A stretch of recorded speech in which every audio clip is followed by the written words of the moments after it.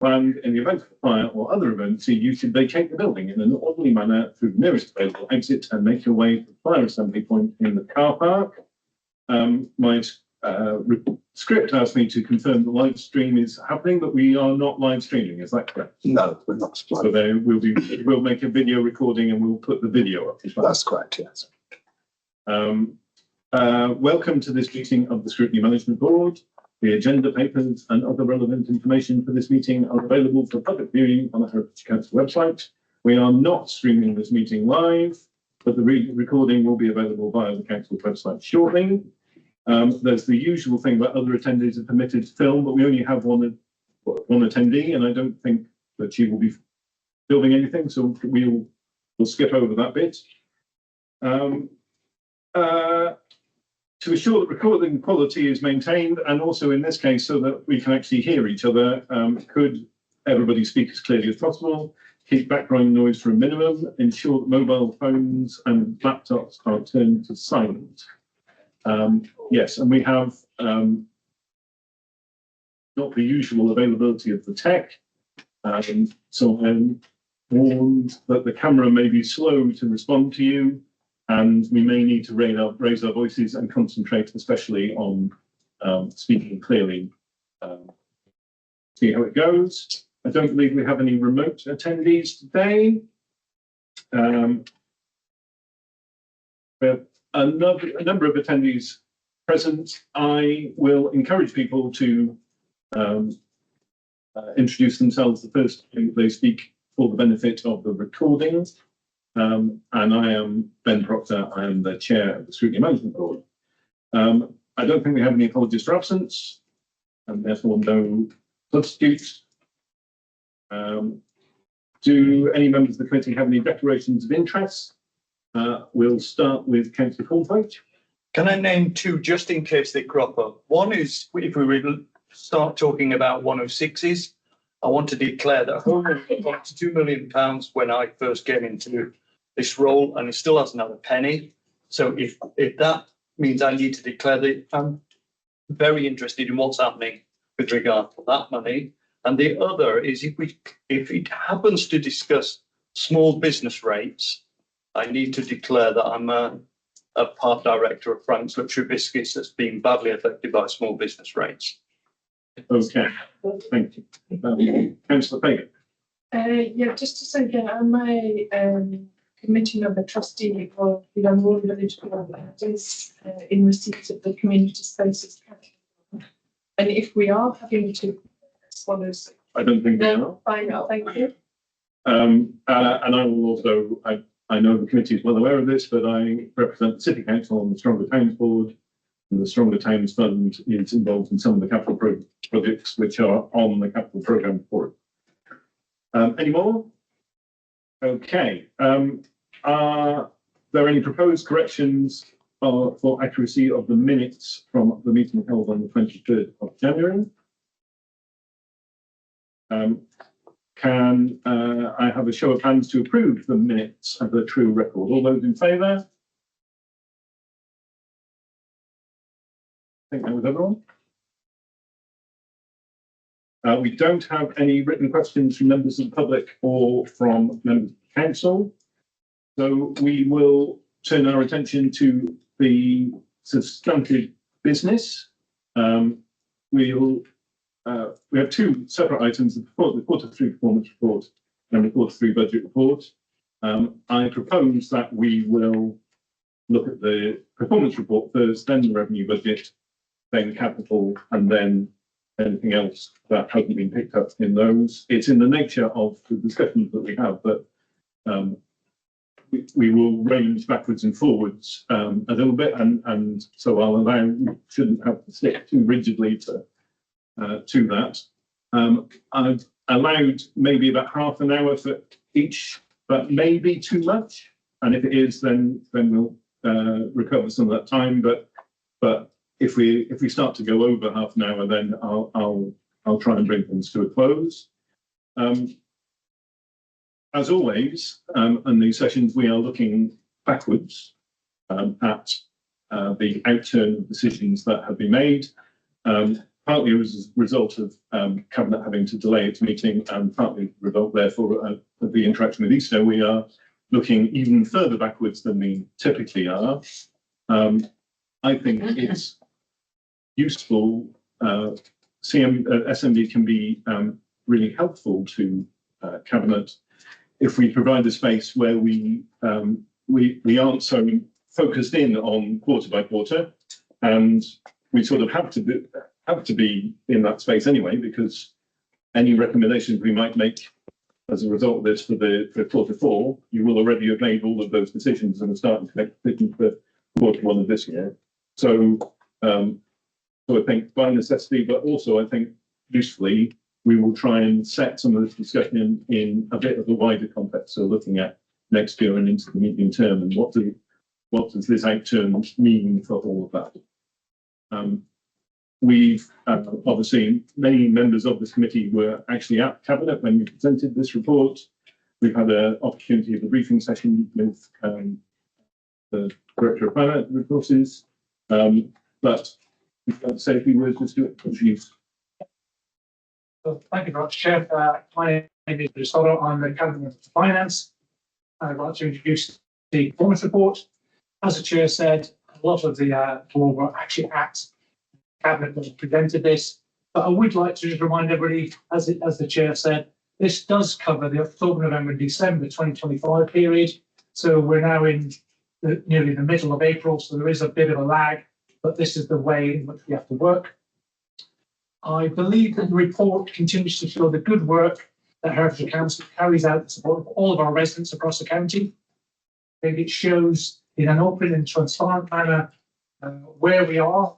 We identify when things are not progressing as well. Hence, at the end of the report, and you'll have seen this morning, there's been uplift on the community performance report, because there seemed to be some error when the report was trying to copy from the Cabinet area into the SMB area. It coloured a number of ambers red, which obviously led then to questions: why are they all red? They weren't, they were amber.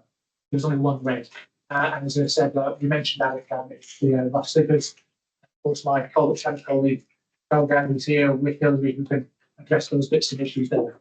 I believe that it does demonstrate our continued openness and transparency, and our willingness to engage with all stakeholders, of which SMB is definitely one of the more important, and we're happy to take any questions. Okay, since you raised the issue of leakage, and it is the only red KPI, can we have a bit of a chat about that? I mean, one of the things that struck me is, if you look back over the past couple of years, the average number that's been reported each quarter is 11 against a target of 5, despite my calculation. I might be wrong. And so we seem to be over time above where the target is set. And since you set this target, nobody else set this target, could you talk us through why you think that's the right target, and why we're often not hitting? So yes, I'm Councillor Carol Gandhi, Cabinet member for Adults Health and Wellbeing. So we set the target last year 5, because that was in fact higher, slightly higher than the actual number of rough sleepers that we had at that quarter last year. So in fact we did actually, that was more than we actually had, but we predicted that it possibly would go higher.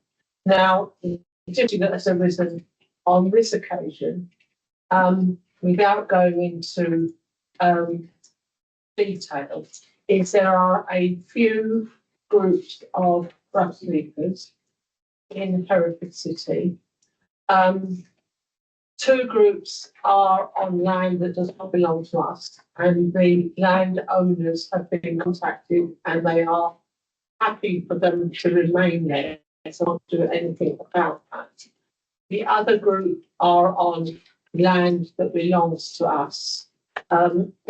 We visit them every day. They do not communicate with us or engage with us in any way, for various reasons. A couple of them have visited the night shelter, but only for a couple of minutes. And one or two of them occasionally visit Lee's Place, which is the cafe that we use between 6 and 8 in the evening to give them a hot meal and somewhere to chat and play pool, etc., whilst waiting for the shelter to open. But again, communicating with them has been not possible. We could, in the case of the ones that are on our land, we could take steps to move them on, but the issue is that they probably would either go somewhere which is even more conspicuous, or they would just go back to where they were before.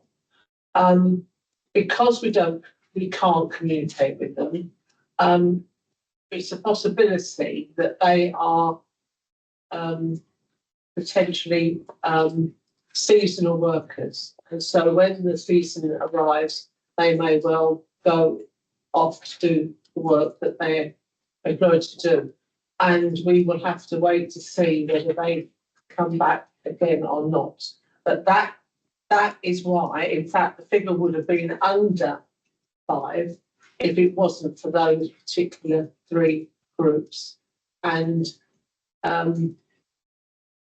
one group, well, not that one, that group, a group have taken to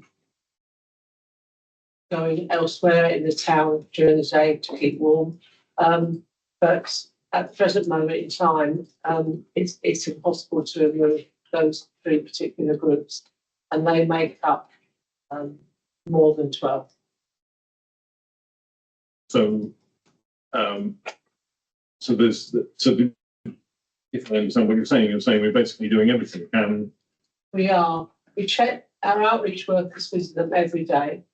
2 groups are not causing, I would say, apart from being there, they're not causing us any problems at all. The one group, which is on our land, is causing issues with regards to litter and things like that. And I think they are where they are because it enables them to access food without going very far to do so. And we clear the food, we clear the rubbish up on a daily basis.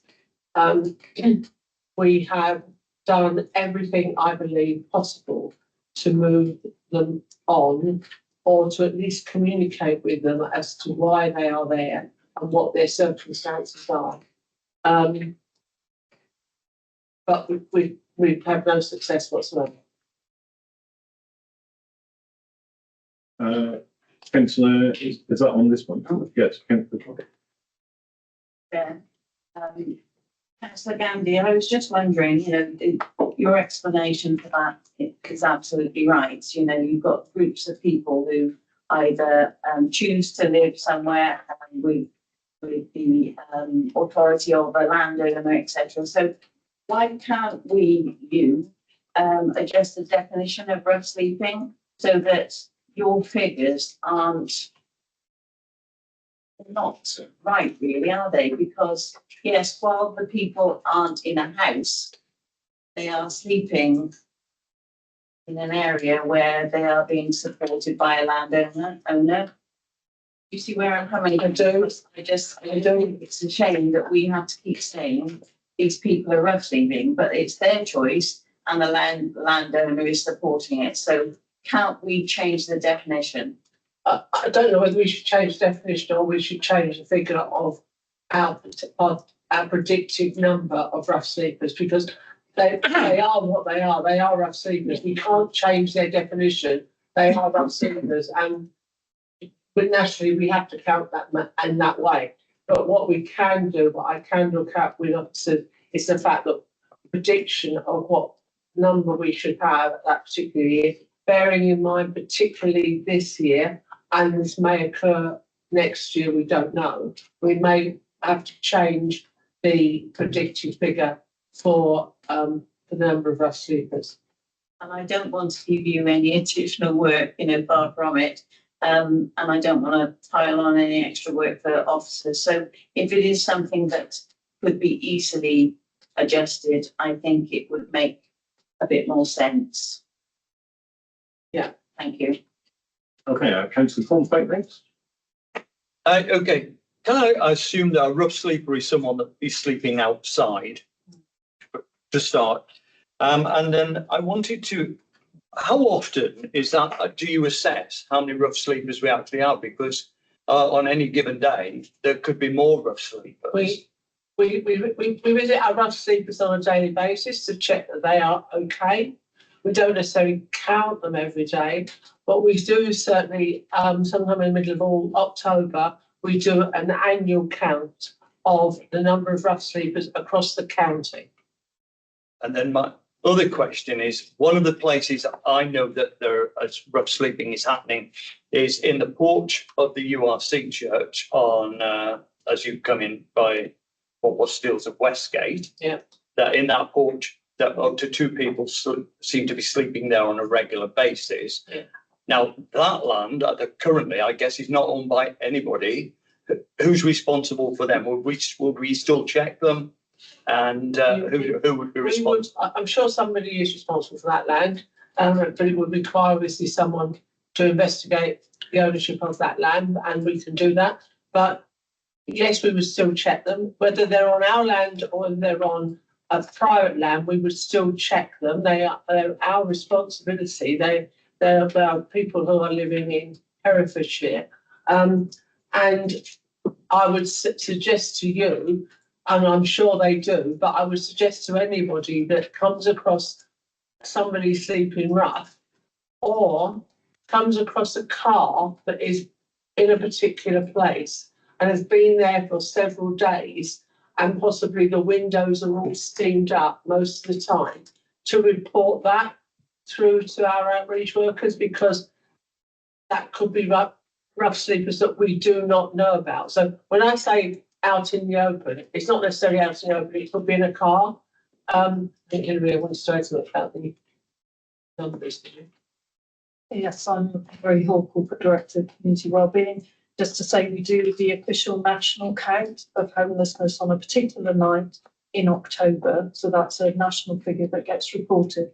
But the team do a weekly count of people sleeping rough for our own internal purposes that we then monitor. I just wanted to clarify the link.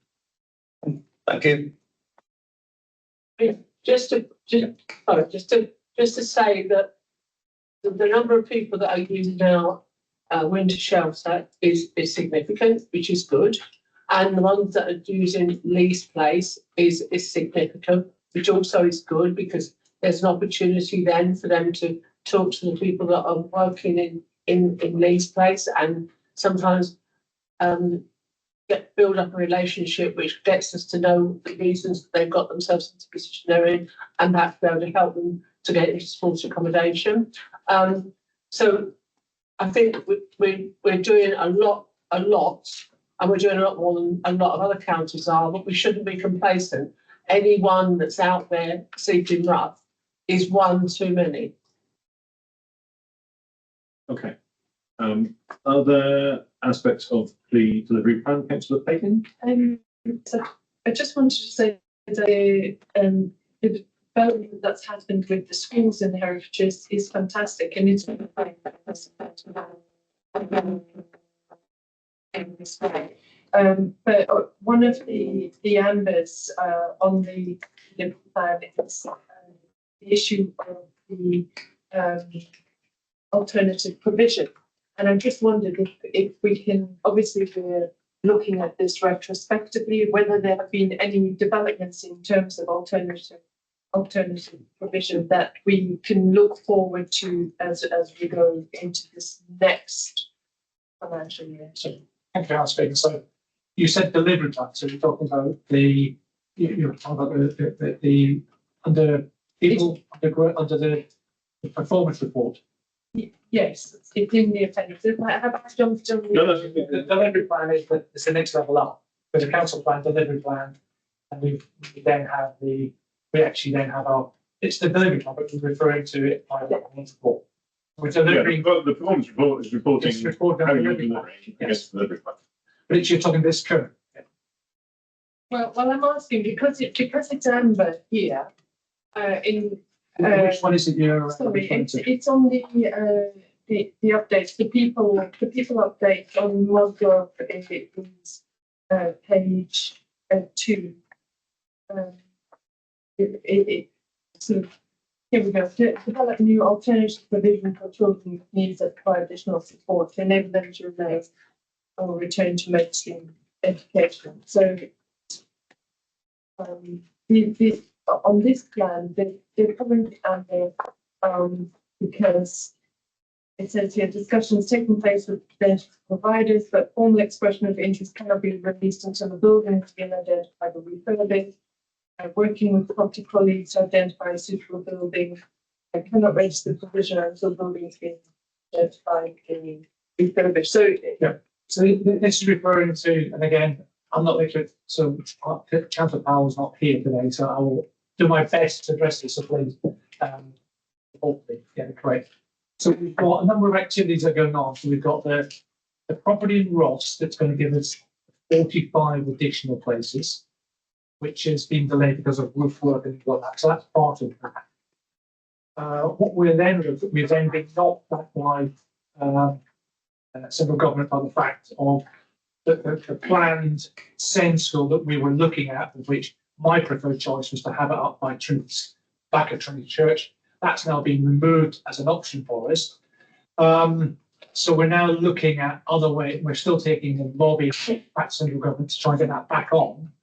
But in the meantime, what we're also then looking at in this year's capital programme and in this year's delivery plan is the provision of alternate provision and pupil referral units.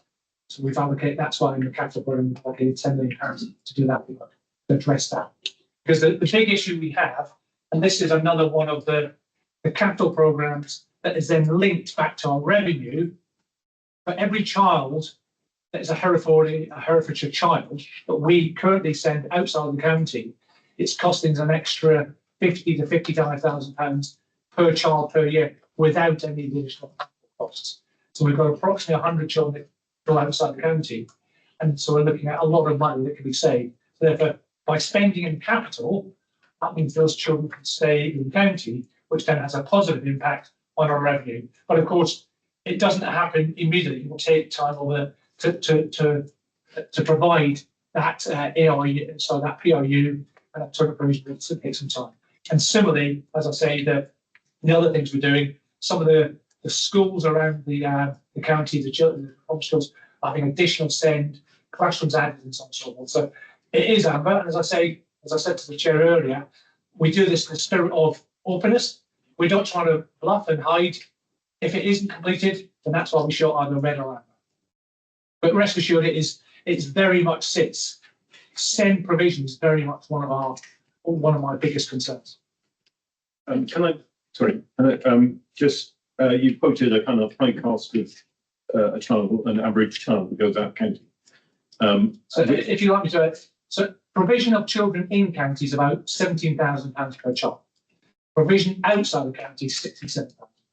But a proportion of those children will have particular needs that we will not be able to.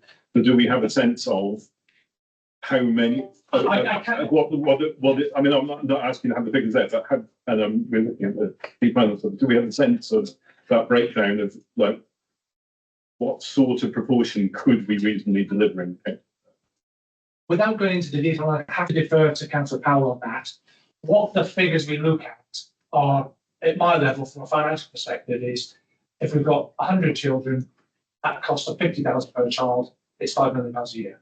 So if whatever we spend, and that's a recurring cost, that doesn't include the transportation to get them out. Not only is it financially good practice to bring them back in, but it's morally right practice because we want Herefordshire children educated in Herefordshire.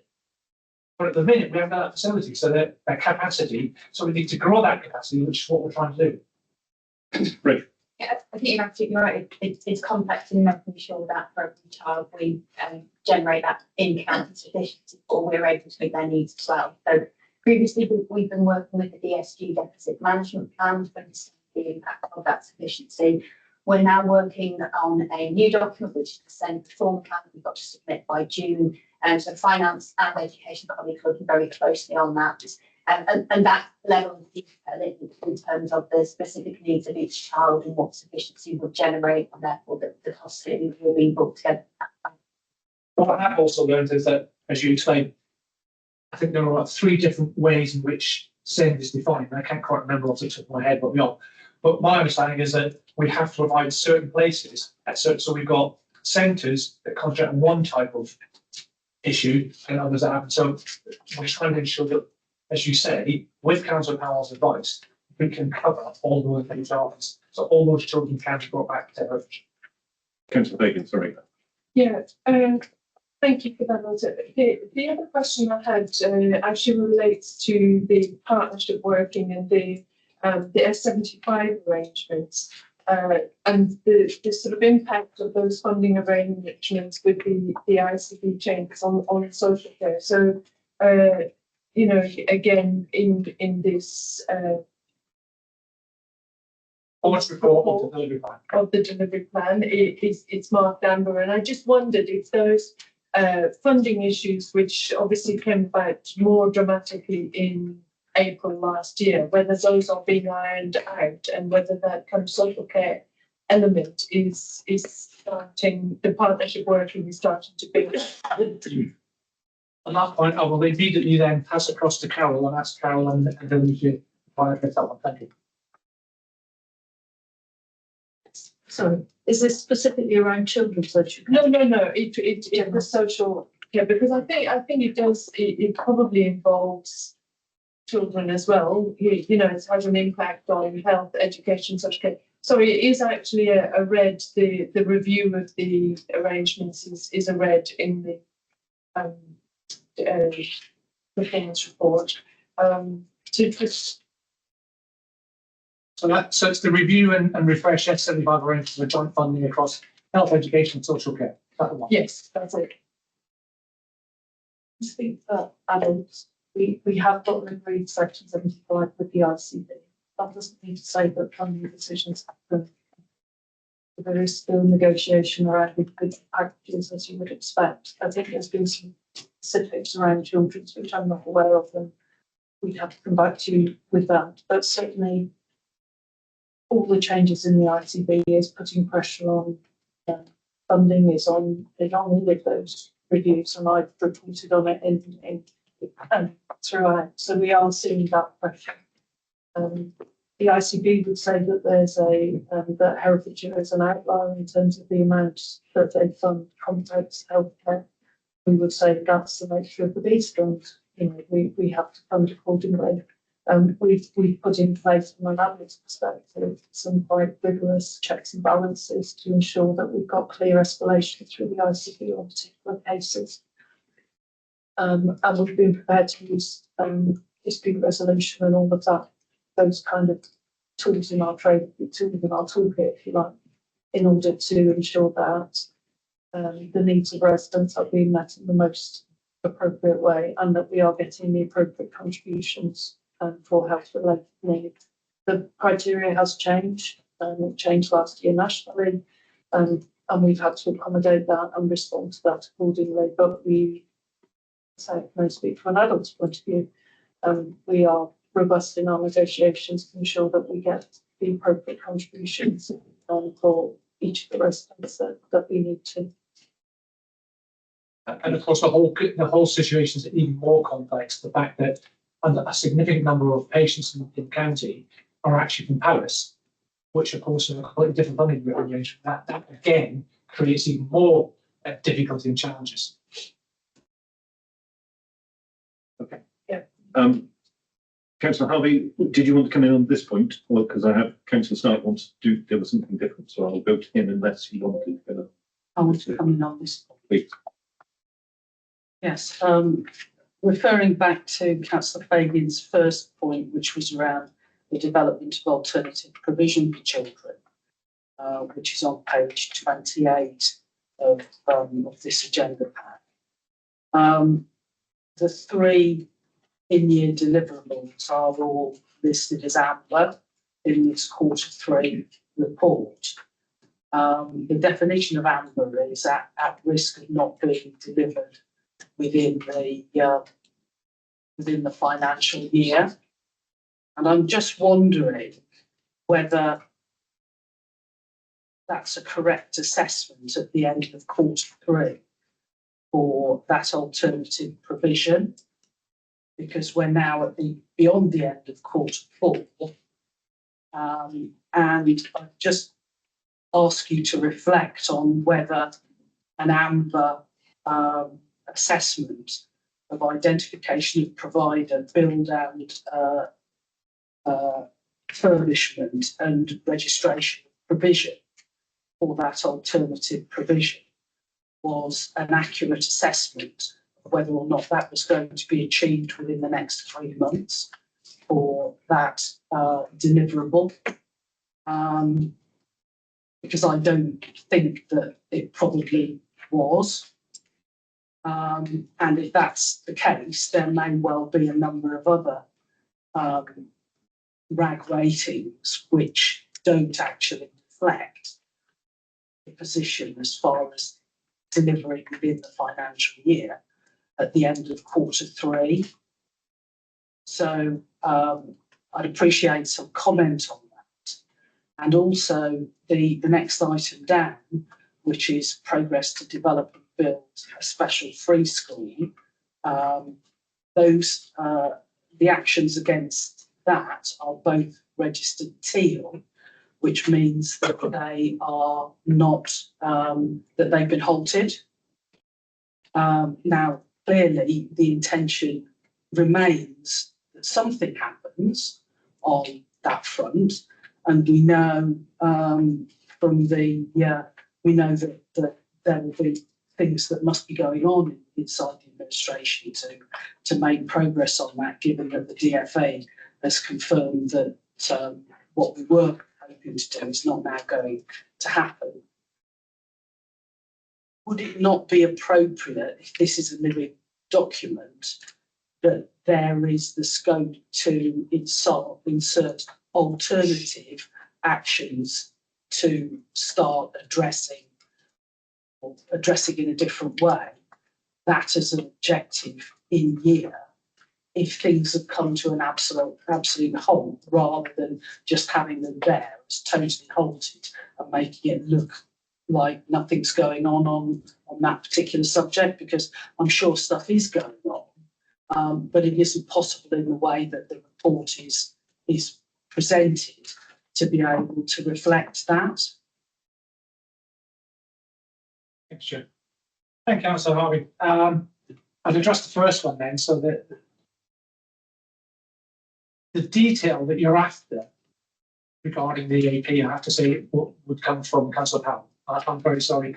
Don't do the detail of all 250 lines on the delivery plan. What I can say is that we are being as open, and again, this is back at December 25, so nearly 4 months ago.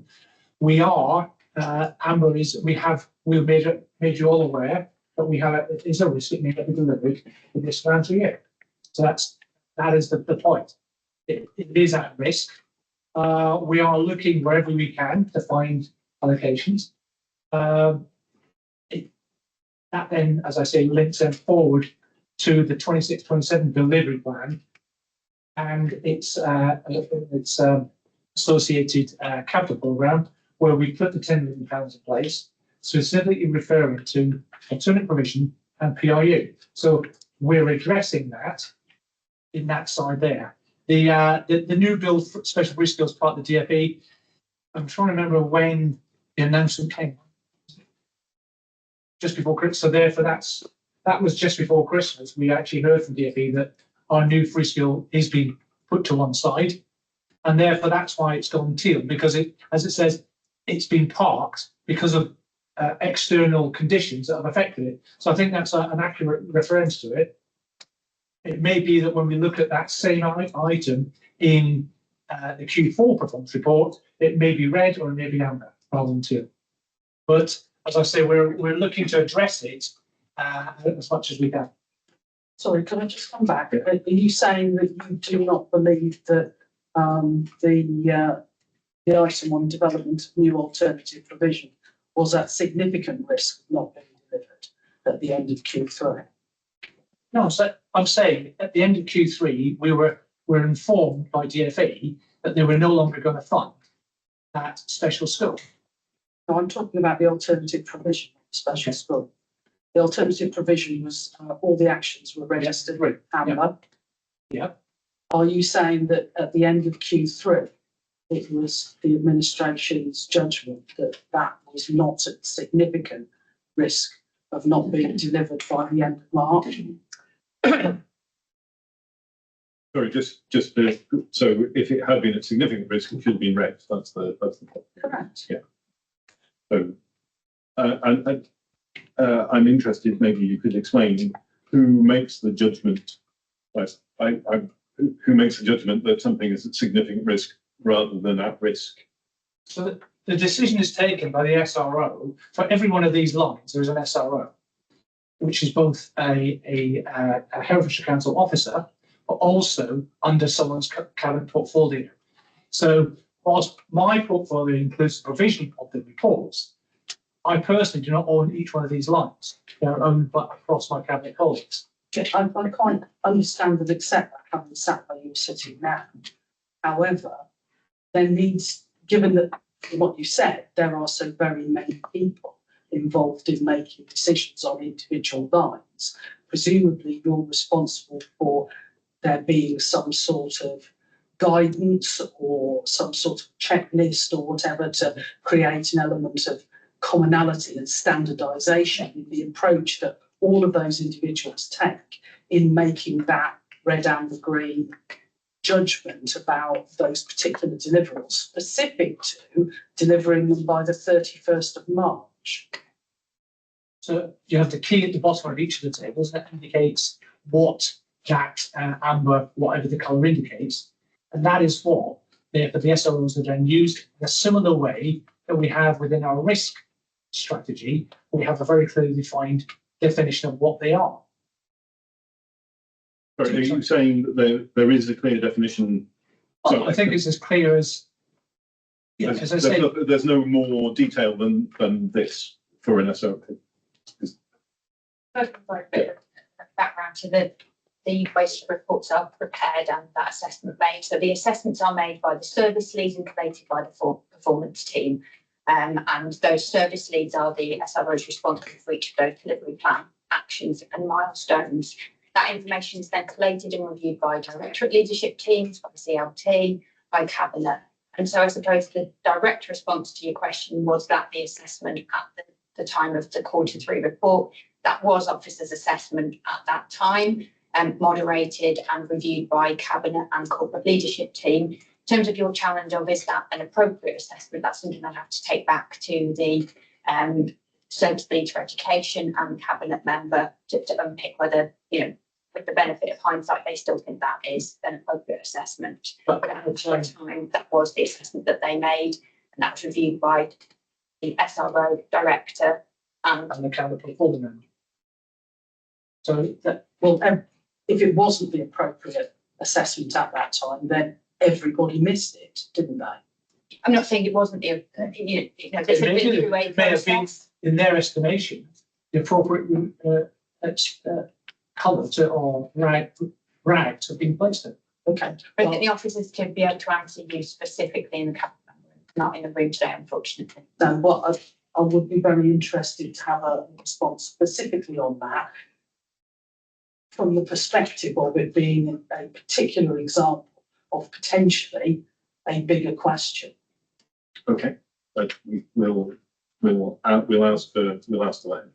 Yeah. And from a presentation point of view, could I make a request to the chair that the pie charts that are provided in against each of the different sections in the report don't have a key that just repeats the colour of the section of the pie chart and actually gives the definition of the what colour means in terms of the RAG ratings.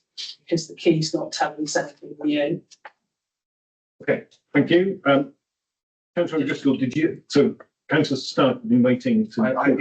It was on Councillor Harley's point. Okay, Go on. Not having had. Not sat where you sat, not like sat where Councillor Harley sat in the past, so I'm just trying to get my head around it all. From what, understanding what you just said there, that when the amber rating came from originally from the officers and then it was reviewed by okay. The timeline for this, this is the amber rating definitely was at the end of quarter 3. It wasn't prepared several weeks later and then thinking back to what we were thinking at that time or anything like that. And was it consistently amber throughout that process of review? Can you give us that information, or was it changed by cabinet or by senior manager? Don't have that information. So, That's so fine. we're gonna get some more clarity on this specific thing.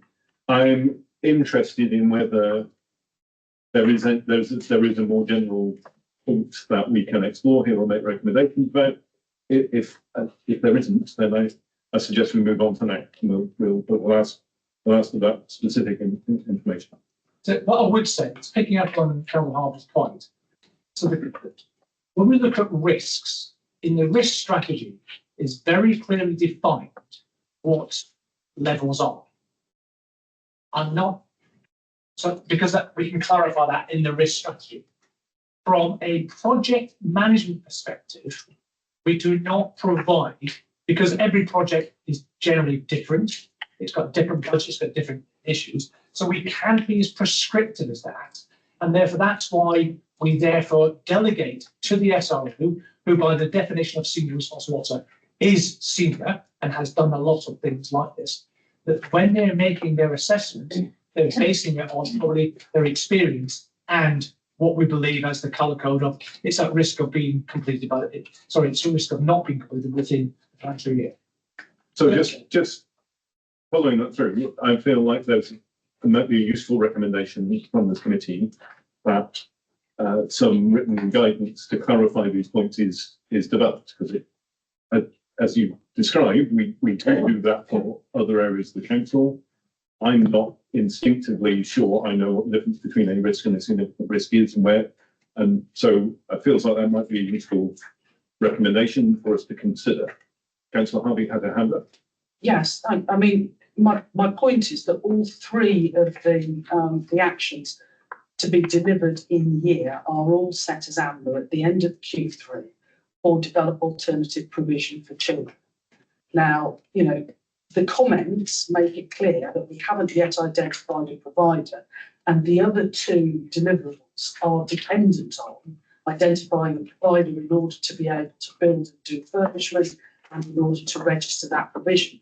Even if identifying the provider we thought we might still be able to do within the next 3 months, surely it would be reasonable to assume that it would be unlikely that build and refurbishment and registration of the completed provision would be able to be achieved in the same time frame.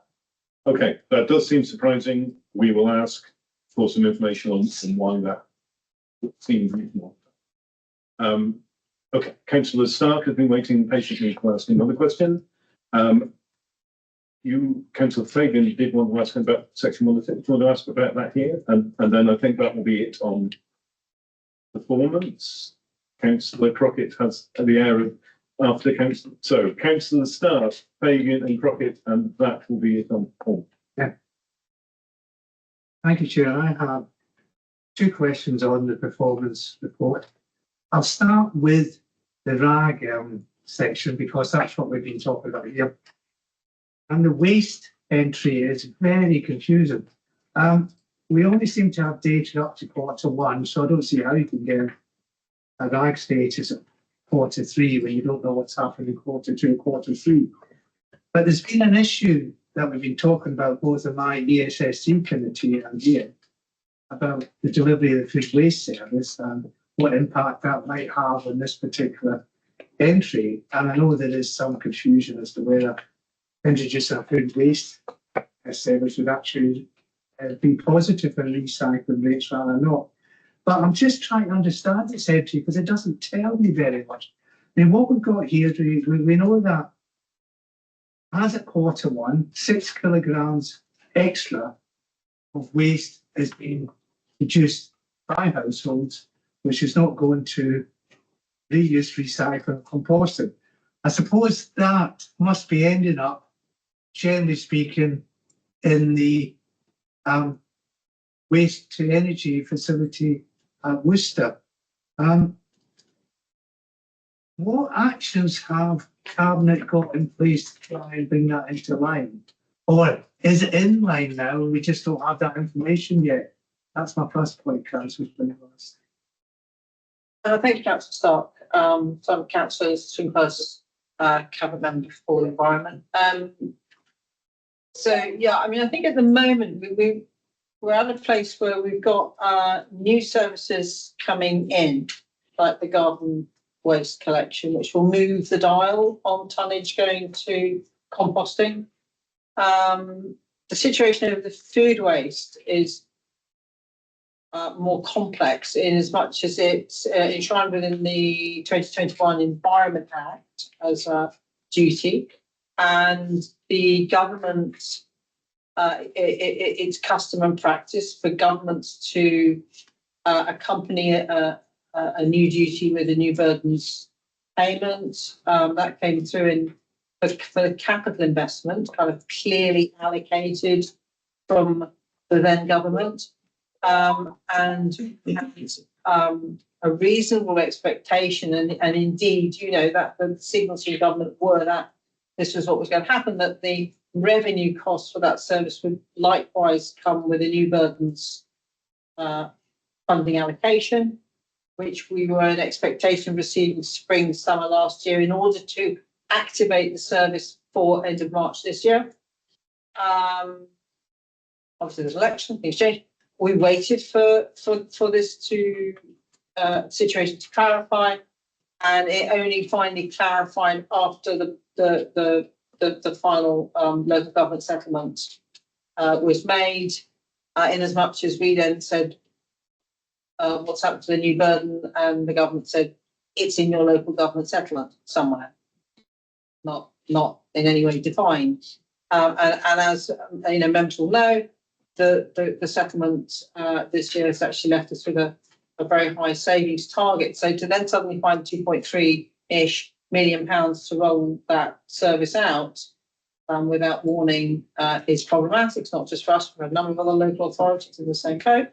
But we will do, you know, we'll do it, but it'll be a phased movement. But your point is quite correct about the positive negative to this, because our waste stream is the way it is, you know. That at the moment, that waste is going with the residual waste into the energy waste plant at Hartlebury, generating electricity. That's a single vehicle going around collecting all of that waste. And to bring in the separate food waste collection is another vehicle doing all of that mileage. So in terms of carbon, I'm not sure it's a terrific win-win, but not every authority is in our position of having an energy waste plant. So I guess the government makes a broad decision, and we have to fit in where we may. But going back to this entry and this target, Yeah, that was at Q1, and I don't know where we are in Q3. we worked. Yeah, Surely the introduction of that food waste service must have had an impact on what you were setting in terms of the target for waste produced by each household that would actually go to Worcester. It will. So I mean, that's an ongoing conversation at the moment with Worcester. Yeah, but how are you going to reduce this? Well, it will be when that service comes in, also when the garden waste service comes in. And otherwise, I think it's sort of, you know, what we do all the time, which is that behavioural change, you know, just trying to encourage people, giving people a well-run and efficient service that they can see the sense of and that they will comply with. Because the biggest danger, I think, in this area is that you push your luck and you don't get you don't bring people along with you. But surely that should be read there, that number, but I'll leave it at that point. Yeah. The one thing I do want to remind you, councillors from the first, is that my ESSC committee has still got an outstanding recommendation for Cabinet to produce a timetable for the introduction of the food waste service. Okay. And I do think we do need to communicate a bit more Yeah. what's happened with that, because residents are coming to us Yeah. asking about that. Can I just, on that, can I just clarify? That my understanding from what you've said is that introducing, if, let's say we introduce food waste service in the financial year we're currently sitting in. Yeah. It would represent the curve on the base budget. Yeah, So that, so probably in come out addition the to way that 30 million, pound, whatever the food waste is. But we have to introduce food waste, is that? We are in conversation with DEFRA about this, because we're not the only local authority that's had this problem to overcome. And so I think our expectation at the moment is that if we introduce it in a phase two, so we are introducing it, there will be cost, probably have to be met from the reserve, the waste reserve, and then it'll have to be budgeted for the following years. It has a negative impact on this performance delivery target. Yeah. That's what I'm saying to you. Yeah. Yeah. So somebody needs to look at that, councillors, with. That's what I'm saying. Yeah. My second point, which is a more important point, is around the paragraph 2 and the issue around the wetlands. Now, I know the wetlands have been hailed as a success. And a success insofar as they are helping to unblock the blockage that we have on housing development in Northern Hampshire. But again, my committee has asked for us to put pressure on Natural England to get the moratorium lifted, because you wouldn't need these wetlands in the first place if you had the moratorium lifted. And that's my point here.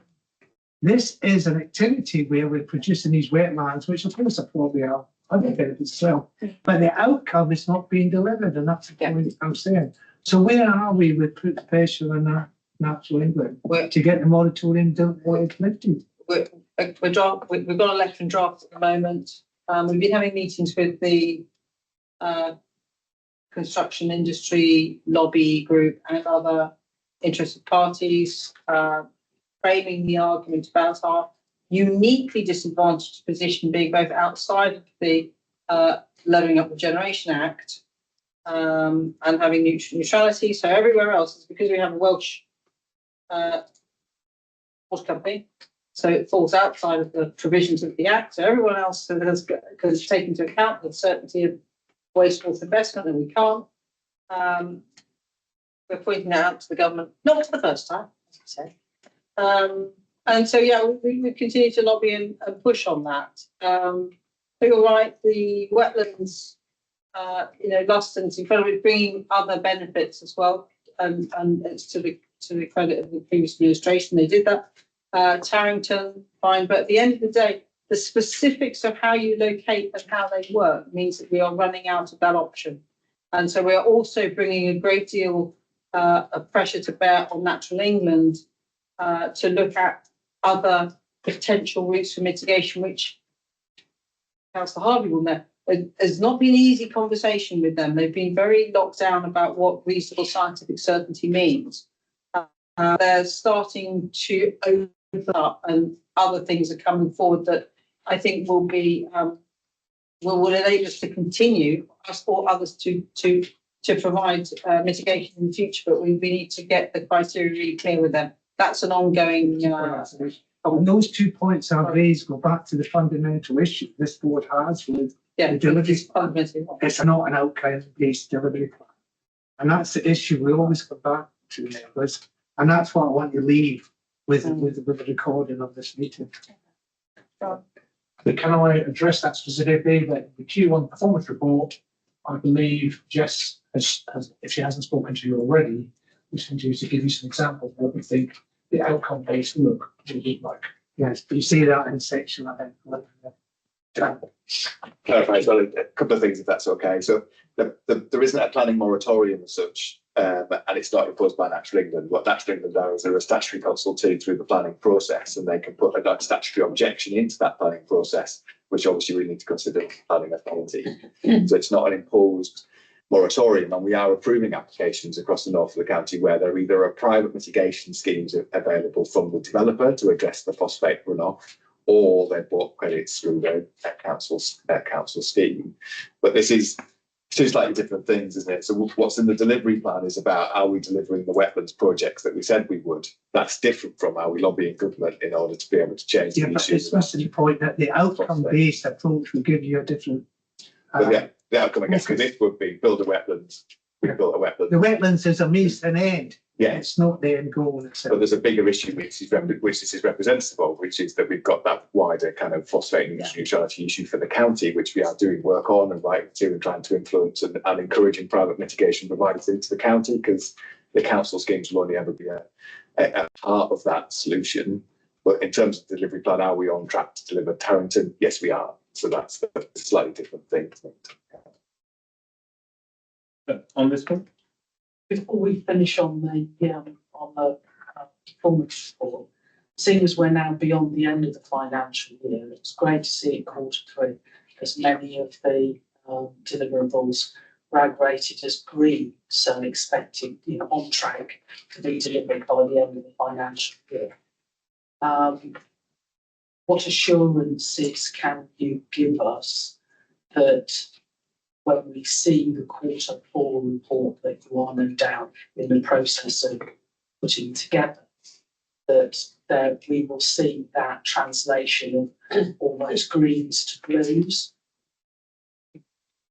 I can say is that without looking in detail at every single line, trust the SROs, and my comment colleagues, that if they're green, then they will by nature become blue at Q4.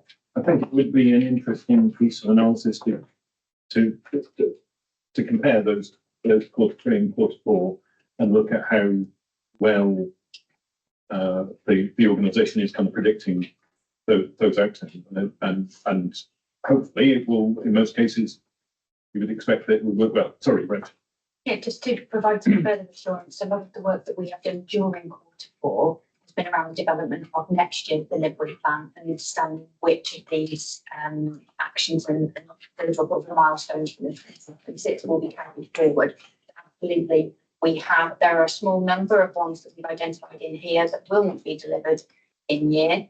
And so they will be carried forward into the new 26-27 delivery plan, and that was presented to Cabinet in March. So those have already been explicitly identified, but we'll absolutely do that exercise to understand which of those will be reported as blue as part of the Q4 outcome. That report isn't underway at the moment, for only a few working days past the year end, but we are in the process of putting that together for reporting later this year. So presumably those ones that are carried forward will have been showing as red or amber in this Q3 report. I would expect so, yes. And there are a small number, there are 255 here. I think there are a small number that will be carried forward into 26-27, and we will be explicit and highlight which ones those are through the delivery plan that you see on in 26-27. Okay. And sorry, just to pick up on what Richard said, that's exactly what I did brief Cabinet in March. When I introduced the delivery plan for 26-27, I did say a number of things that will not be covered in the plan for 26 in the report. Right. Councillor Fagan, Councillor Crockett, and then that will be it for the performance report of the delivery plan. Thank you. So my question is about the S106 schemes and looking at the performance report, which is page 7. It says to reduce the backlog of Section 106 schemes and then commission infrastructure projects in a timely manner to ensure best value for money is received. And these are both read by Keith. And my question is really sort of where the difficulty for members in trusting this way of waiting is when we have complaints from residents and how we join up what residents are telling us and what we're seeing in reports like this. So Section 106 is a perfect example of projects certainly that I'm aware of that are way behind schedule. Starting, I know that this is a Q3 report, but there are staffing issues within the team. There is real capacity problems in delivering the projects that actually make a real difference to residents' lives. Residents who've had to put up with housing developments and still can't get traffic calming in their settlements because there is a project with a delivery team that is either non-existent or not delivering. So I'm really struggling with the screen ride rating here, because even going back to Q3, I know that this is not on track, certainly not on track in my ward. I also just wonder whether there is now infrastructure, the focus within infrastructure, the infrastructure team is primarily on the big infrastructure projects like bypass, and that the little insignificant bits have been are just being sort of glossed over and sort of painted green, when actually the reality is that we are not delivering for residents, even though funding has been received for specific programs. Thank you, Councillor Egan. That's a very valid point you made there. All I can say is that when I've asked Nico Martin from Brimsby about a couple of 106 projects, what specifically he wanted to do with Whitbourne, Yvonne Coleman has come back to me quite quickly and has explained and addressed it, and it's been dealt with very quickly. Are you saying that you're contacting the 106 team and you're not getting that response at all? No, I'm not. And although we get sort of assurances that it will happen. I mean, I've got schemes, traffic calming schemes that are really important, that are 18 months behind schedule, that were ready to go before the team got dismantled. You know, and we mentioned it here at Scrutiny Management Board. It was an effective team. It was delivering for residents, and we warned that there would be difficulties disbanding that team, and that is certainly the evidence that I see in my ward. Okay. I'll take a. Sorry. Just to add, if that's right. So there were two interim posts previously, which obviously we were paying very high day rates for. So we went out to recruit fixed term posts instead, and those two posts still exist, completely dedicated for Section 106 delivery. They're not delivering the infrastructure schemes within the council. One of the people that was in the highways engineering post has left as you get a turnover of staff normally. We have recruited somebody else instead. We're just waiting now for the start date for that person in terms of kind of letting them their current post to start. But then we are covering that post in the interim by some other engineering resource that we've got in working with us. So there's still two dedicated posts for Section 106 delivery. And as I said, we've recruited the replacement for the one person that left. If the specific schemes like kind of email through to me, I can certainly get you an update on where we are with them. But if it helps at all, those two posts do not have anything to do with any other capital infrastructure projects. They're just dedicated for the 106 delivery. My point is, thank you for that explanation. My point is also that these are being read green, and that is not the evidence that we as elected members are seeing on the ground. And there's been very little communication about that.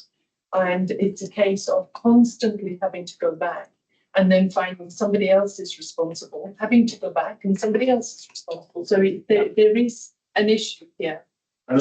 I would say just before, so I think from an SNP point of view, the worry is that the Cabinet is not paying sufficient attention to, because this is a very small bit of the budget, but it obviously touches lots of people's lives, and so that's I think that's the real concern, is that it's not having the political focus that maybe it could. I would disagree there. It does have the political focus. I'm very concerned that Councillor Higgins raised an issue that we are believing is green. She's saying from the grassroots, it's not. So I will take that as a personal action, go back to the SRO and ask the detail. Why have you selected that as green? We explained in the earlier discussions that we have to trust our SROs on their status. But we have got conflicting evidence from yourself at this SMB, and we just need to reconcile them. So, and I will come back to you with an answer on that. And then finally on this section, Councillor Crockett. Yeah, sorry, I didn't really want to go on to Section 106, but now that Councillor Bacon's started it, I'm going to completely support what she's saying, because in my ward there is one project that was supposed to be completed, Section 106 money, and the contractor did the job, but he didn't do it correctly. He was paid. And we now are trying to get the project corrected. And we at the council are having to fund that extra Okay, business. But yeah, don't start me on that one. I cannot find a section 106 officer to support me now because they changed. I don't know how many times in the last few months. Anyway, just my final point really is about the Q3 delivery plan, and people is what I'm looking at.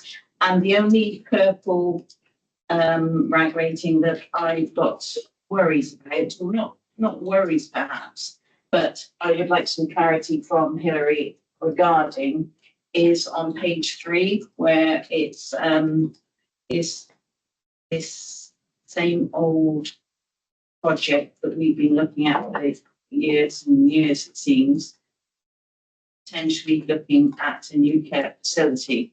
So on the plan, it says we're developing a business case, but then that would be superseded by funding available from housing developers and social landlords from investors and Homes England. So I just wondered, for residents' perspective, so that all the people who are listening to this meeting or coming back to watch on it, what the update is on potentially building a care facility. Can you just tell me where we are with it? I know where we are with it because I know how care is now needed, but for the purpose of this meeting and committee members and the general public. So the original intention was to look at building a care home for older people, around 80 beds. What we've subsequently done with the analysis and looking at the data is see that the market has sufficient capacity of beds for older people. So actually there is nothing, there is little value, if you like, in the council making that investment in that market for that particular cohort. What we have then subsequently done is look at the data for particularly working age adults with complex disabilities and behavioural issues, where at the moment we are having to go out of county to find sufficient placements to meet those people's needs. They can't stay in the county. So the business case that we are wanting to look at is, how do we build? And it wouldn't be where you're looking at provision for working age adults with those kind of needs. You're not looking at a big scale 80-bed community. You're looking at a series of smaller ones because of the ratio of staffing. So the business case now is looking at what do we look at in terms of what that provision looks like. The funding element is because we've done some soft market testing. We've gone out to the market. If we were to look at provision for this cohort, and the markets come back and said they can provide funding, they've got their own funding, and they can get support from Homes England and others. And therefore we would be looking at the support elements of it for our investment. So it's not off the table, absolutely not off the table. I'm passionate about having that provision in county, which we desperately need. It's unfortunate because that's how the way the phrasing was in the delivery planning, but it is still proceeding.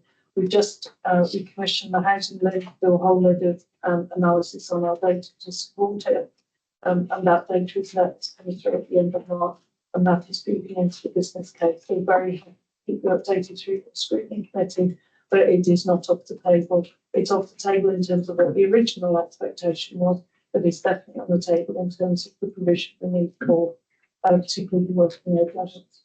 Thank you. I think that makes a clear picture of the residents to understand. So I'm suggesting that at the end of Q4, this would not be purple. No, it would probably be whatever The next one is. It would. Yes, it would be amber. Okay, I understand this is coming from the scrutiny committee. Yes. But I wanted to make the general public know so that if they want to follow this up, they can come to the meeting 2 weeks today. Okay. I know Councillor Harvey wants to come in, but I do think we have to move on from, and can you be very quick? I absolutely can. The covering report for the performance report says that first, the Herefordshire Council's own outcomes framework has already been developed and will soon be shared across directors for discussion and agreement before being presented to Cabinet. That's a statement as at the end of Q3, so December. In the meantime, the top 10 indicators are provided in the report.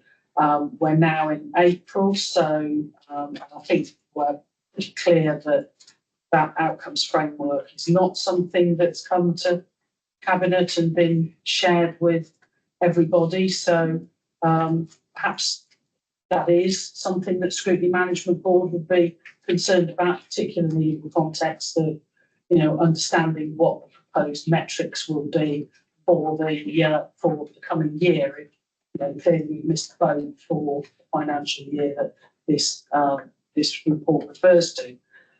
So could I have an indication of when the outcomes framework will be available for comment? And could I have some clarification on what exactly is meant by top 10 indicators? What makes them top 10? And just to clarify in the report, I think we've always been explicit that that outcomes framework would be relevant for year 26-27. We recognise that it wasn't valuable to go partway through the year, so it's always been our intention that that would be in place in 2027. What we're currently working through directorates on is those outcomes aligned to the strategic goals of the council plan and by reference to and informed by the local government outcomes framework.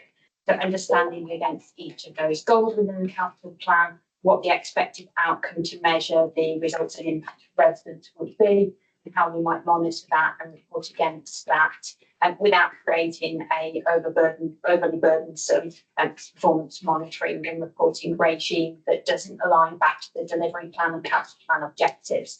So we're working that through with the relevant directorates. They are best placed to understand their own data and the performance measures that they currently collect. And we are hoping then that that will be in place. And we've committed before to sharing that approach with Scrutiny to receive feedback from you. So I would expect that would come through in the early part of 26-27, and that reporting mechanism would then be in place from Q1 26-27 to report against those outcomes. And it's a complex area, and we're trying to understand at the moment, and which ones the council is responsible for controlling itself, which ones it works with partners, and how long-term some of those performance measures are, for example, improving health outcomes. And some of those things are difficult to quantify in a short period of time. So we're working through some of those complexities to make sure that we can monitor something that is valuable and meaningful for residents. Okay, and very quickly, why are the top 10 performance indicators, why are they the top 10? And I guess that's a political decision, isn't it? So if you remember, we used to have the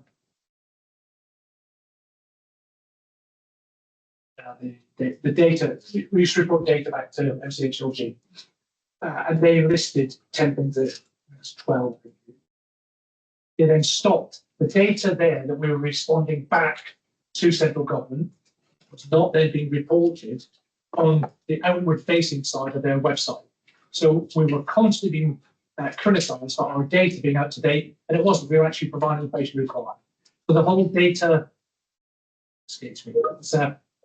data mining framework, they basically cancelled, and the MCHLG to all the unitary authorities across the country said, measure your own while we wait and figure out what we want to do. That's what we've now got to. So we chose, Cabinet chose with CLT those 10 figures to reflect what we believe were important. That was it. We made that decision. And effectively, now, as Richard very well explained, we're now looking to explain further, refine that a little bit more, but it's taken a little bit more time than we thought. Okay.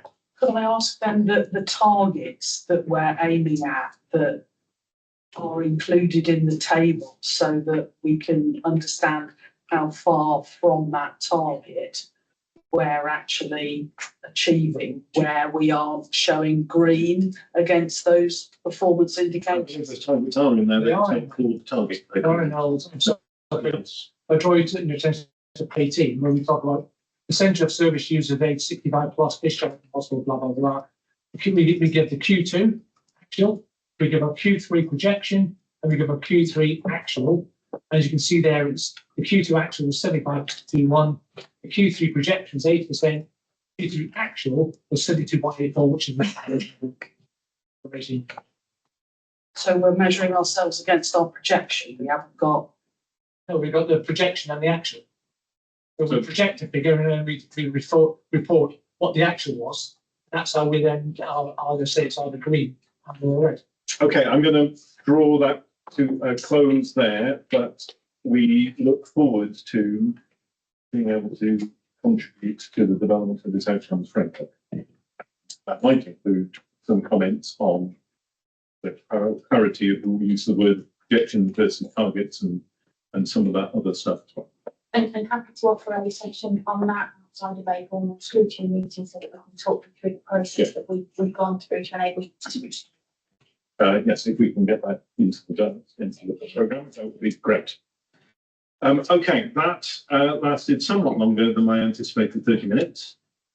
We will move on to the revenue budget. We have covered some revenue related things and some capital related things, so we don't need to repeat them where we have. I will kick off some questions on the revenue budget position by asking about, obviously, we have cost pressures. We have cost pressures in adult social care and in homelessness. I'm sure you'll have something to say about that, right? But I have a slightly wider question, which is obviously in our briefings, Rachel will say we set the budget based on the information that we have available, and accountants cannot see the future. But it feels like we often are underestimating the actual cost pressure in these areas. And we do have in other areas basically an optimism bias calculation. Should we be introducing an optimism bias into these areas? Because it does seem that we frequently underestimate the degree to which the costs are increasing. Before can I just introduce the so that's okay. Yeah, cool. So you'll remember that we had quite an extensive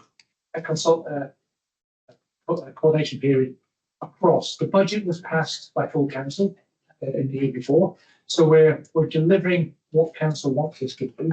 We identified the challenges that were back in February of 25, and those challenges are very much coming through. Again, the reports are not, I don't believe, optimistic. They are transparent. Again, we show where we are struggling, and as you can see there, we're saying at Q3 we have an overspend plan of 6.6, which with planned management action as at December last year, we'll reduce that down to 4.4.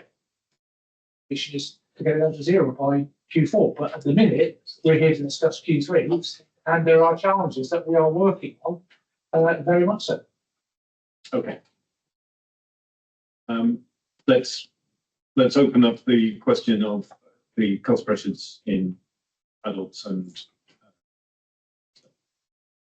I think a broader comment about the budget, and just check this isn't a finance forecast or a budget set by finance in isolation. It's a budget prepared by finance. It is very much informed and worked through with service leads and directorates. So our understanding of the activity data at the time that we set the budget also includes an assessment of expected growth and changes in the activity data. But it is the most reasonable information we have at the time that we set the budget. And on any different day that we did that, those forecasts, those numbers would change. So it is a robust but prudent estimate at that time. What we can't anticipate is changes in complexity of care and that activity data, that growth beyond what we've previously been expecting. Historic data with this current estimate, we consider future growth. But as you rightly said, we cannot predict the future. We have to make reasonable informed decisions about that that are linked to evidence. And our evidence at the time of budget setting is our client numbers and discussion with directors to understand their assessment of how those numbers might change over the next year on the NHS. Councillor Gandy. No, there's no much. I don't think we're anyway. Just turn mine off. I will start, and obviously Hilary will go into much more detail about this. So, our budget for this particular financial year was roughly the same as it was previously. And we underperformed last year as well. And part of it is reflected by the pressure on winter, not only that was impacted upon adult social care, but we all know that the hospital was on numerous occasions on red and were unable to take patients, or patients were in corridors. So it's not something that is basically just us, it is the Wye Valley Trust as well. And obviously what happens in the Wye Valley Trust has a significant impact on ourselves. One of the other issues this year, which wasn't there last year, was there was a really, really bad strain of flu, which took a significant number of people into Wye Valley Trust. And attending as I as an outpatient for several months, everywhere in masks again, it was almost COVID. So I think that impacted upon us as well, because people come out of hospital not as well as they did when they went in before they were ill. The other thing that we've got is we are finding, because we are an aging population and we are going through, and I've said this before, the baby bulge of post-war. So a lot of our residents now are 80 plus. We are finding that we are getting an increasing complexity of need, and we have home care capacity constraints. And many of our elder people now require longer periods of reablement and stabilisation at home, and to achieve sustainable independence, improvement actions across the discharge and D2A pathways are underway. But we are absolutely aware that we are not at this moment in time not able to meet our budget requirement. It upsets me, it annoys me, but there's little we can do about it other than somehow lower down the line try to encourage people to do things that will prevent them becoming unwell in the first place. And the one thing that they can do, that not many of you around the table have got, but some have, is keep yourself hydrated. Rehydration causes many people to fall. And as a result of that, they end up in hospital. And if this can go out to the public, that if people will drink more water in a day, then we are likely to, we will see less people going into hospital with falls. So if that's a good idea, what are we doing to promote that? I am working with public health to promote that, because it is a really important message. It's cheap. Water is relatively cheap, and most younger people carry water bottles around with them now. And I'm really hopeful that that practice, which was not around when I was growing up, continues into their older life. And as a result of that, we will see a significant decrease in the number of people who suffer from falls and then end up in hospital with all the complications that goes with. Okay. You might like to add something. I'm sure she will. I think all the council has articulated most of it here a number of times. We are seeing people with more complex needs. I think what has been one of the biggest impacts in the year has been around the cost of care. So that the costs of individual packages have significantly increased in year. Some of that is driven by national policy around national living wage and those increases. And if you think about the majority of the care sector, people working in the care sector will be paid, like terminology, but the minimum national living wage, etc. And we have seen that significantly impact in this year. And there is work that we're doing with providers to look at different partnership arrangements. The other issue for us is that we have historically, this is practice that we're changing. We've historically relied on spot placement purchasing for packages of care, which makes our makes us more susceptible to any changes in costs because they're not managed enough. And Council Scrutiny Committee in 2 weeks' time, we're going to talk about what we're doing to try and bring better management of that, so we can at least control the cost better. Because some of this is reliant on individual, where a provider comes and says, it needs a change, we need more money, and we're having to almost deal with that on an individual basis, which takes time as well as then has a consequent impact on. We're well aware of the issues, and we're starting to do the work to help against.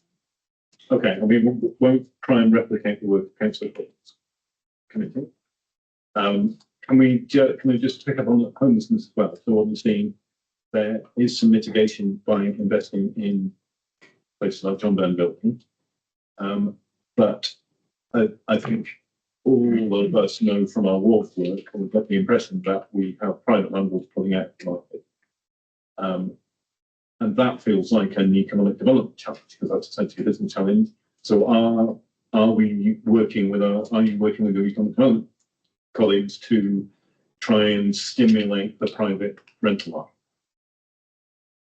Yeah.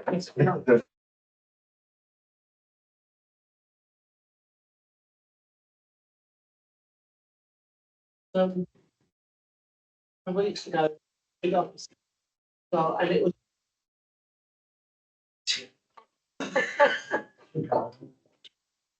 And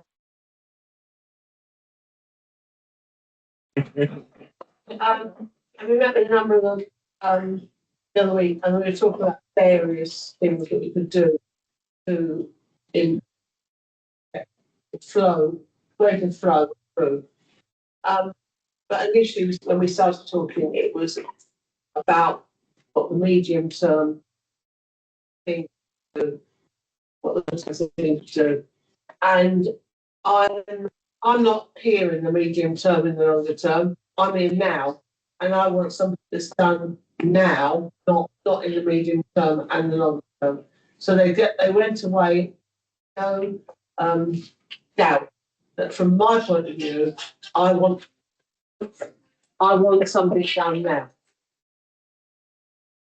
Could you take this opportunity to turn your phone to silent? I shall. Did you want to add something? Not just that we obviously we work very closely on a number of these kind of combined issues day to day. So need to work around those kind of details as to how and when.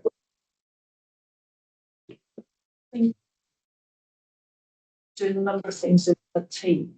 I've talked about it here before, but for example, specifically recruited prevention officers, and I know we've got them, but really trying to get people that try and work with people to mitigate homeless. I think it's really we've got 90 households in town.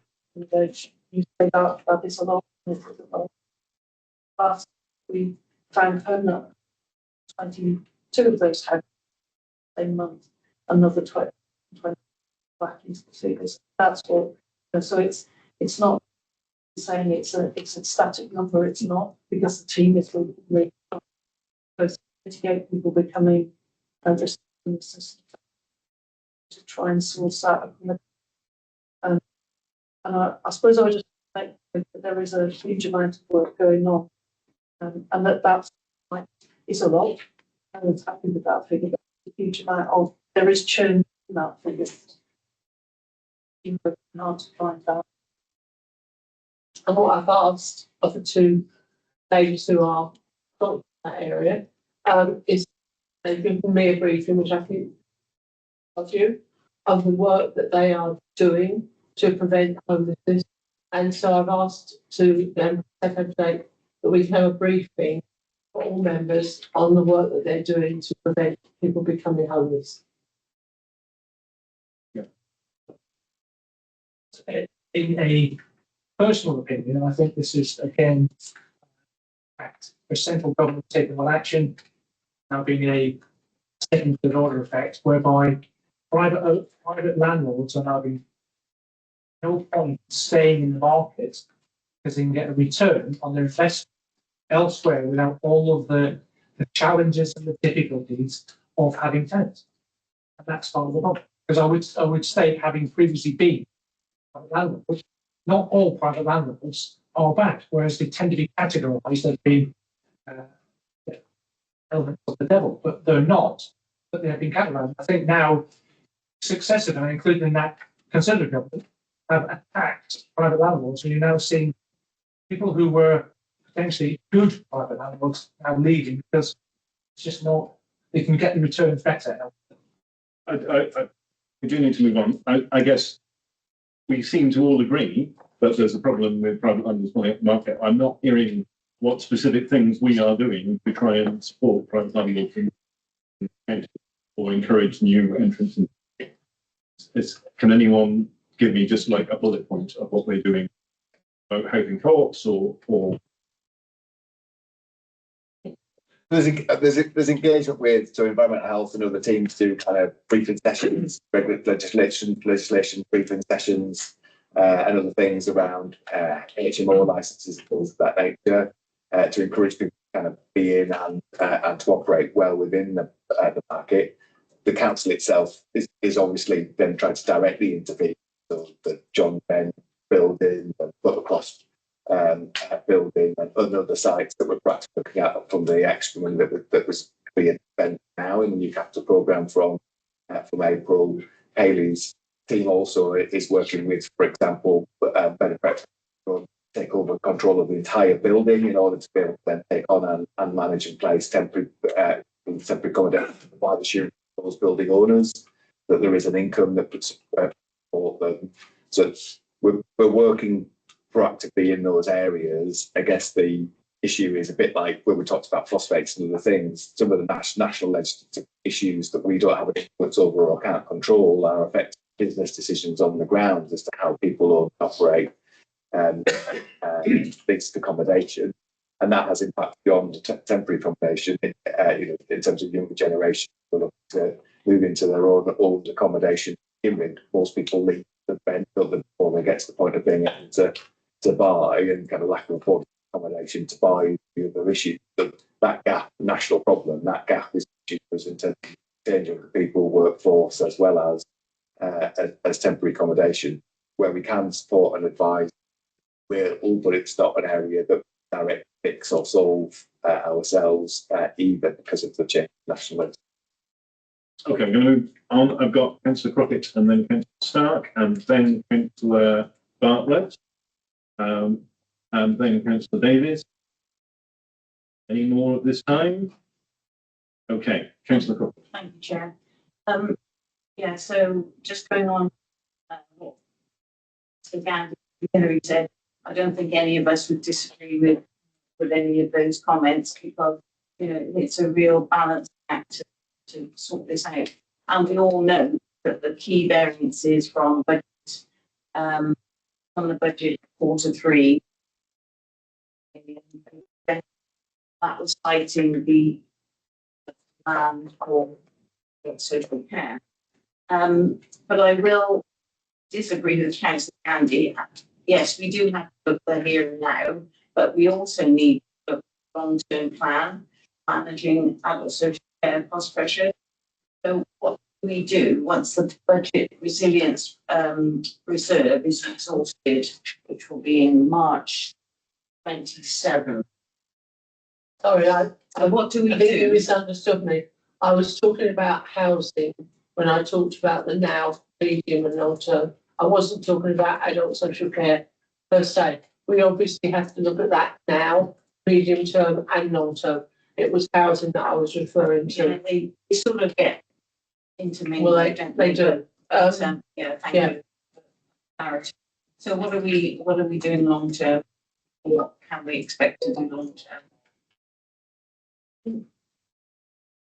Richard can answer on the reserves, but from my perspective, the work of the three key transformation areas are about how we manage cost and so on.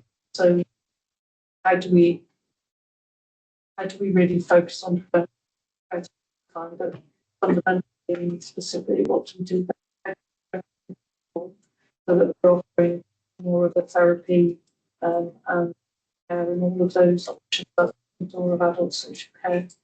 There's work I've said that we're doing in the market, have more partnership arrangements with care homes to have a different way of working with our home care provider, which is about probably entering slightly longer term contracts, which gives us some minimum income guarantee for us to be able to work with them to affect their offer as needs change.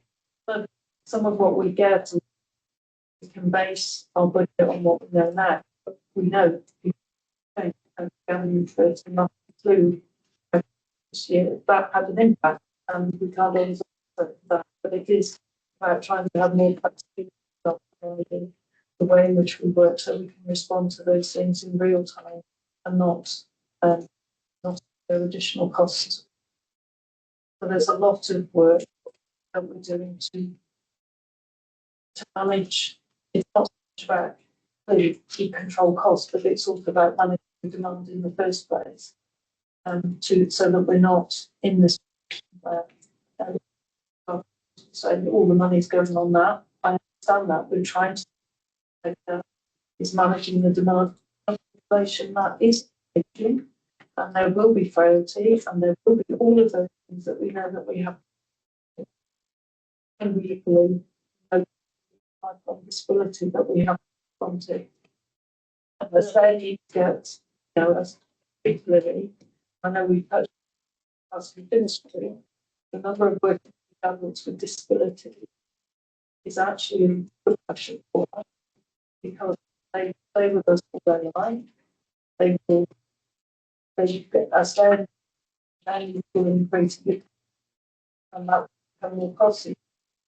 That round by having the county more cost effective for us meet their needs without those community needs. But it's benefit. So it's a kind of whole. We shaped it around Project Initiative. We talk more but it's trying to. It's as simple as doing one thing. It's a whole myriad of things that we need to do, both to manage demand. We're expressing both manage demand as well as manage costs. So I think we need to promote our tech side more. I think a lot of people, elderly people who perhaps moved to Herefordshire, whose family live somewhere away, when they get to a stage where they need some support, I think those families perhaps feel that they would stay if they were in a residential accommodation, whereas the people themselves may want to stay within their own home. And if we can demonstrate the tech that we've got now available to us, that will be able to keep those people safe, much safer than we would have done previously in the past, then I think we will find that we will be able to keep more people in their own home and less people going into residential care. So I'm talking to, but only to, at the moment, why they trust that putting some tech equipment in as demonstrations for that hospital for people that come and visit as practices and that can see the equipment that we offer that might be of use to them. And again, that's a really frustrating point for me because when we renovated Hillside, we were supposed to have a demo centre up there for that very purpose. So if you think about doing it in the communities now, can we get on and do it? And I really welcome the further comments at soon to carry on this conversation. This trend of using SME as advertising for your own committee should be discouraged. I have Councillor Stark, Bartlett and Davis.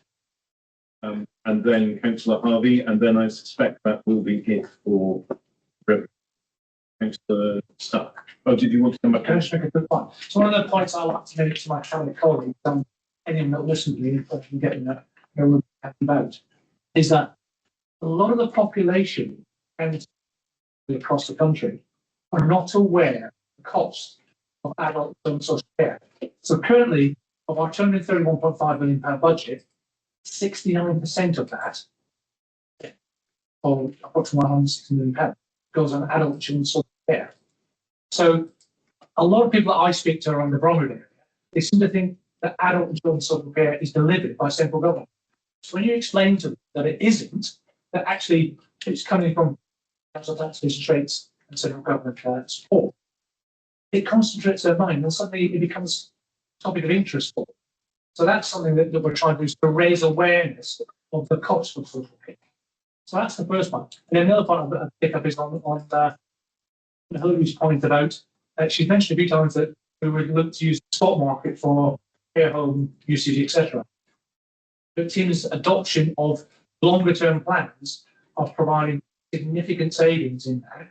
And it's a win-win benefit for both us as a council and the head care home providers. If they get a longer term plan that they can then offer back to us as discounted rates. But again, this is an innovative way of doing things. Commercial and now trying to adopt across the country, not just there, but in many other. Okay. Councillor Stark. Yeah, we're just talking about any outcome savings, I guess. No, we're talking about the whole lot. So if you've got savings, We've got savings as well, capital. no. Any outcome there. I just want to understand the feedback loop between the overspends we keep facing and the budget and the impact that might have in the delivery plan going forward. Because it seems to me there's a disjoint picture there where we keep looking at a delivery plan, it's all ambers, beans and nice. Yet we keep getting hit with the variances in the budget.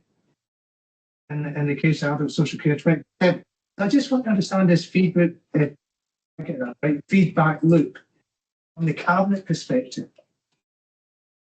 When you're faced with these overspends and you're looking at the delivery plan, are you testing all the options that are available for us to take action on in order to reduce that pressure? For example, we hear from the director of adult social care about all these options that are available to us. But we got hit with this 20% revenue increase last year. Are you satisfied that the delivery plan is picking up every possible option that is available to us to try and manage and avoid the shocks at full council of facing each year and the increase in adult social care? So what I would say from a cabinet perspective is, of course, there's more we can do. We'd love to have a crystal ball that can look at this. We're beginning to see the adoption of AI and some other things is not quite a crystal ball, but we're getting better projection forward rather than you'll know better. As you certainly used to live in a spreadsheet, a straight line, and that was your expectation, that was your link out for the next 3 years. AI will give you a much better projection on that. That's what, as Rachel mentioned, for the current year now, some of our projections will be a lot more accurate. That's the first thing. But yes, we can do a lot more. We'd love to do a lot more. We'd love to better analysis, better ability to understand it. But key point, as I've said many times, is that when you look at adult social care, it's baby boomer generation that are giving a great deal to this country, that when they get to their age that they need support, they look to the country, and it's us, it's not central government, it's us that have to provide it. And it's not just a statutory duty, it is a moral duty that we do this. And we have to do it in a very sympathetic and helpful manner. But what I can assure you is that we look in every way we can to ensure we're getting best value in everything that we do.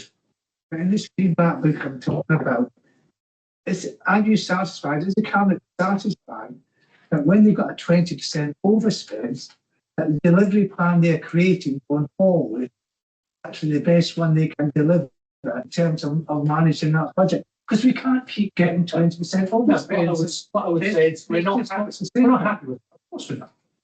But what I will say to you is that we review these things regularly. But equally, the directorate area, the situation is very changing. Rest assured that when these figures come up in cabinet, Harold and Hillary are given quite detailed, not quite interrogation, but where are these figures? What the question you just asked, we asked quite robustly. I think Carol backed me up on that. Why? Why is this happening? Is it how can we get off better? This one saying AI will help, but we need to get better. I quite agree. Okay, The second question is on, before you get into that, we are approximately 45 minutes later than I anticipated to be at this point. I think we should take a quick break. We be back ready to go by 5 to 8.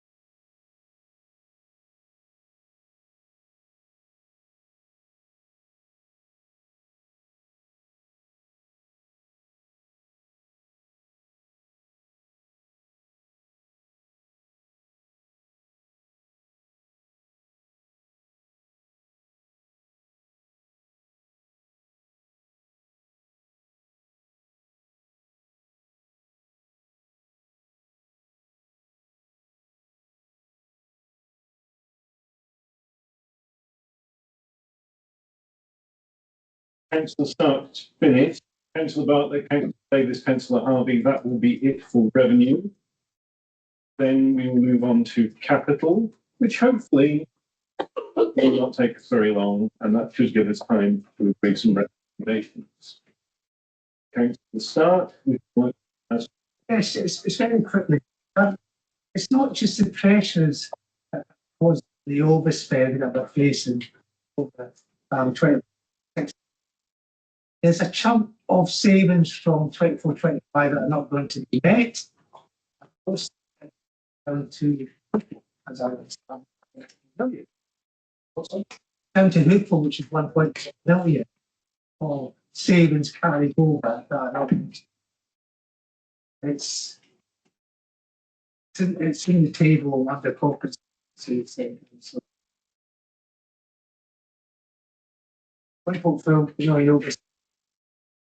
I understand there's been a revised contract that's been agreed with.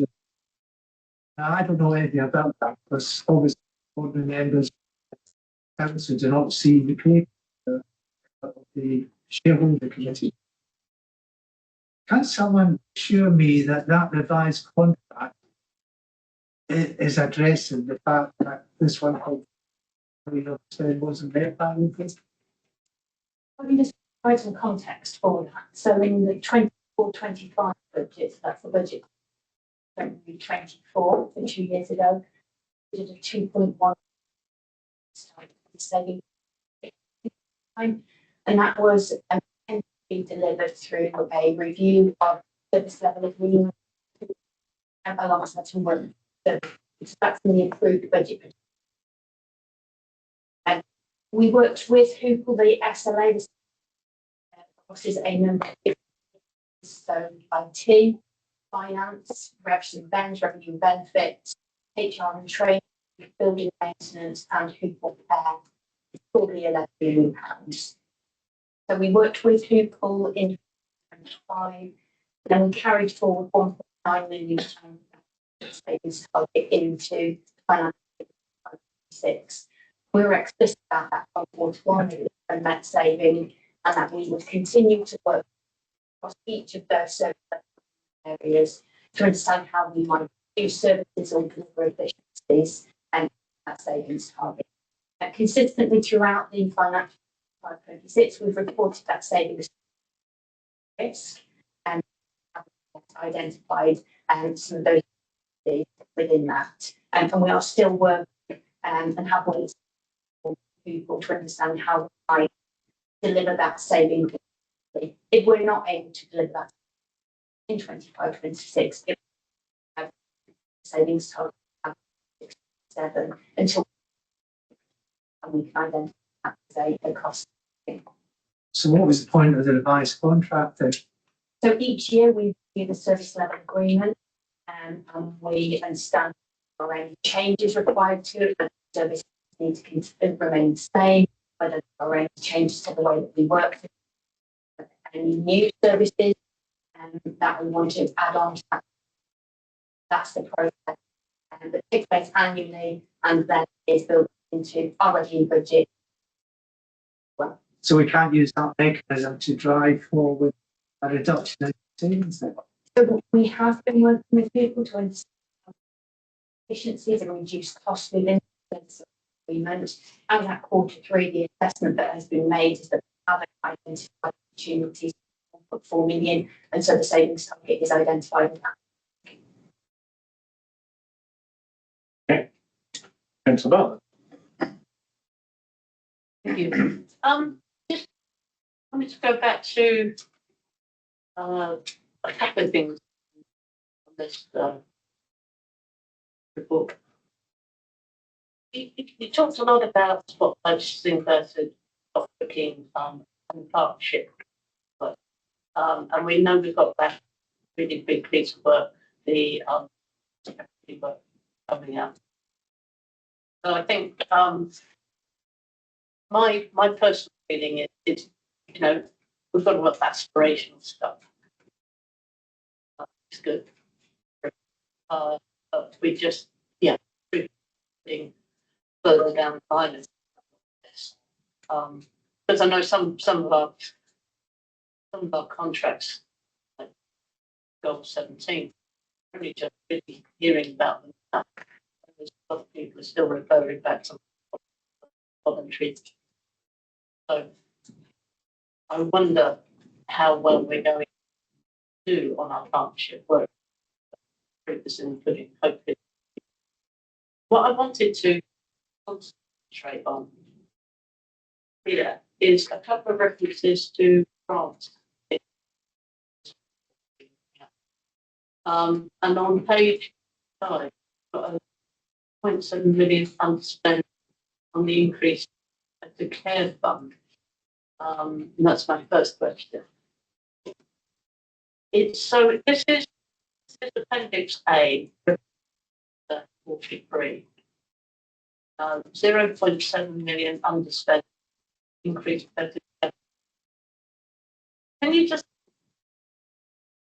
have we underspent?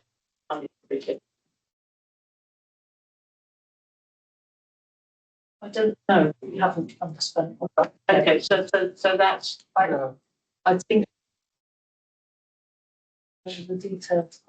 If we can go. Sorry? Inquiries will come straight back to me. Yeah, just to clarify what we mean by that. super, thanks. And just the other reference to grants, which fits in here, but I suppose possibly might have a little bit more to do with capital. It talks about on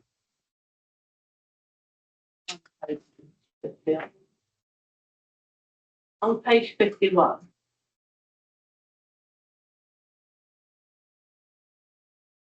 Paragraph 36. It lists capital projects with significant grant funding detailed below. The service improvement grant allocation must be spent financial. I'm aware that we did a huge amount of work with market plans to look at the structure that money would be spent on bus stop stations, what have you. Certainly for Market Town and Leinster, all of that to a whole. The lot came in, money that's available. I haven't heard anything about particularly for that Market Town and Leinster, and I'm wondering whether or not, now that we've gone past, we actually spent that in full in 25 to 20. Or whether that commission work long is actually going to be, are we going to be able to keep this money? The report says that we've got to spend. But before I defer to Roger, what I can say is from my position is that from West, so from Bringsty Ward Councillor, I spent last year. We went round with a couple of the E&E officers looking at bus stops that are going to be improved, etc., etc. And she made it quite clear that was within the funding we had. So I'm expecting that bus stop putting the active tracking coming through. So There was a whole, Hang on. there was a whole range of stuff, and that's good. That you've got something going. I know all I can say is for the amount of projects that were put forward by the everything more or less stopped. Never materialised in the market. So both of these questions are quite detailed. Yeah, it's about the grant money. Is it secure? Has it been spent? Okay, so We haven't spent in full at the end of 25-26. And I apologise that my team aren't here. We're currently on about day 7 working day post event, so we're working to finalise that out. We have had notification that the grant that we have by the end of 25-26 we can spend next year. So I don't have. We're still finalising that analysis by the end of March 6, but we have had up to March. Okay. Okay, and in general, these sorts of questions, the briefing we have with Rachel in advance would normally be where we could get these fact-based questions out. So, and I know because we had Easter holidays, that was difficult this time, but in general, we should be asking questions in advance of the meeting. I spilt water everywhere. Councillor Davis. Thank you, Chair. My question relates to quarter three, so I'd throw that one in, and savings. What are the challenges so far that I understand will impact the savings that forecasted, bearing in mind that we've already achieved 40% of them at the end of quarter three? What are the other challenges to make sure that we hit the targets, the rest of the savings we require? So we've got two lots of savings monitoring in 25, 26. We've got the savings that were approved in 25. I think the budget's 3 million. Yeah. And separate to that, we've got further 11.9 million what we say we're currently in 24, 25. So altogether, monitoring savings 15.8 million in 26. Now you'll see at quarter three that you're right, we have delivered 40% of that and 3.9 million that's in quarter three. But in terms of that extra 11.9, also delivered 66% of that, 86 million of those savings have been delivered, with a further 1.7 million forecast on delivery for the end of the financial year. The additional approved savings, 2.3 million, is on the target that remaining 60 by 26. The reason that we are cautious regarding those highly volatile area of the budget, care, so until we get to that outcome position, we can't confirm with certainty what the impact on the budget is, but we have a high, which is why they're in the funds. So of that 15, we are currently looking at 1.2 million risk, 0.2 million that relates to the £100,000 savings target, which we've explained in the report that won't be delivered in the financial year and will be delivered over the academic year and summer term outside the financial year, but that will be delivered. And then we have the 1.4 target linked to those efficiencies. So it's a good performance in terms of those legacy savings that we want to deliver an increase on that. Okay, Councillor Harvey, and then Councillor Driscoll, and then that will be it on this section. On to that treasury management. Okay. And top,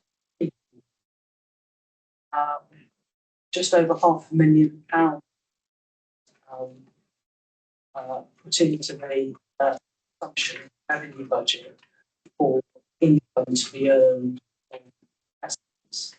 And I've got 23 on the table too in management and it shows there's nearly 1.5 million of additional income received from interest on deposits and investments compared to how it was budgeted for.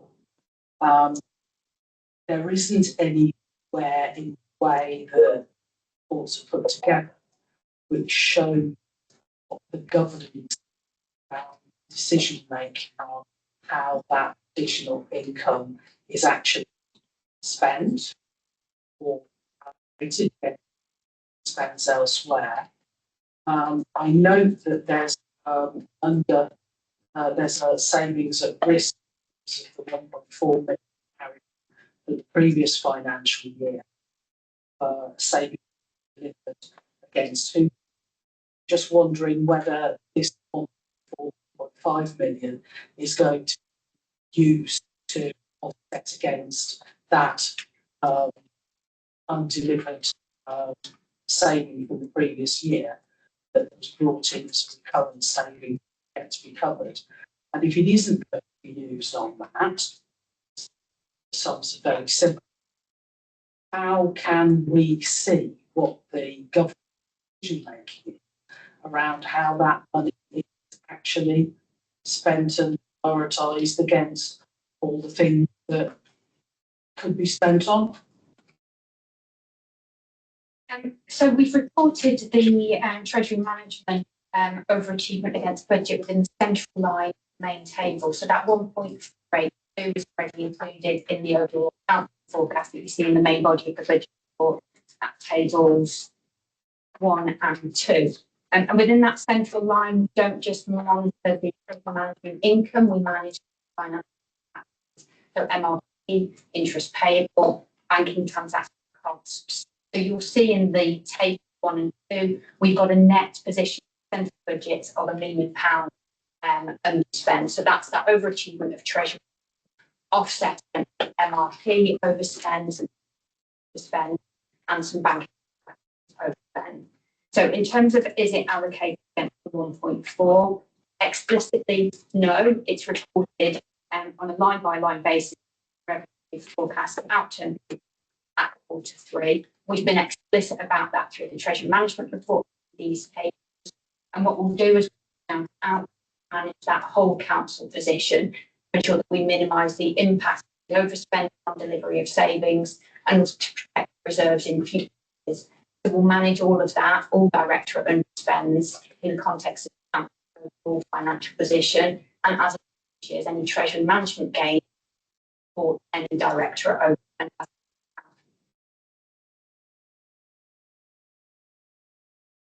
What's the decision-making process around allocating those funds? So when you mean allocating, we don't allocate directorate and other areas of the budget. Apparently, what we've done here, as outturn, that decision-making around outturn will take through me and my team and cabinet when we put that outturn position as to how all of the spends and overspends in the year are reported and managed as part of. Okay.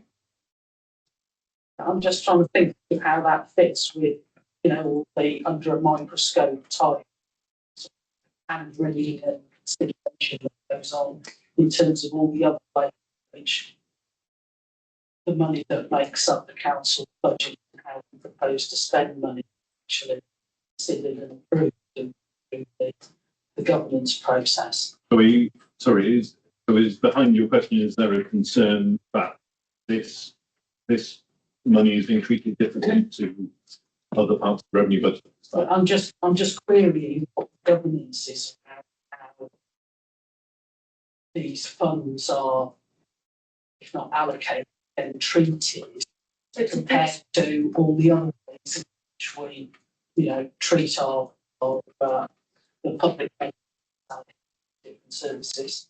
So we've got underspend in other directorate budget.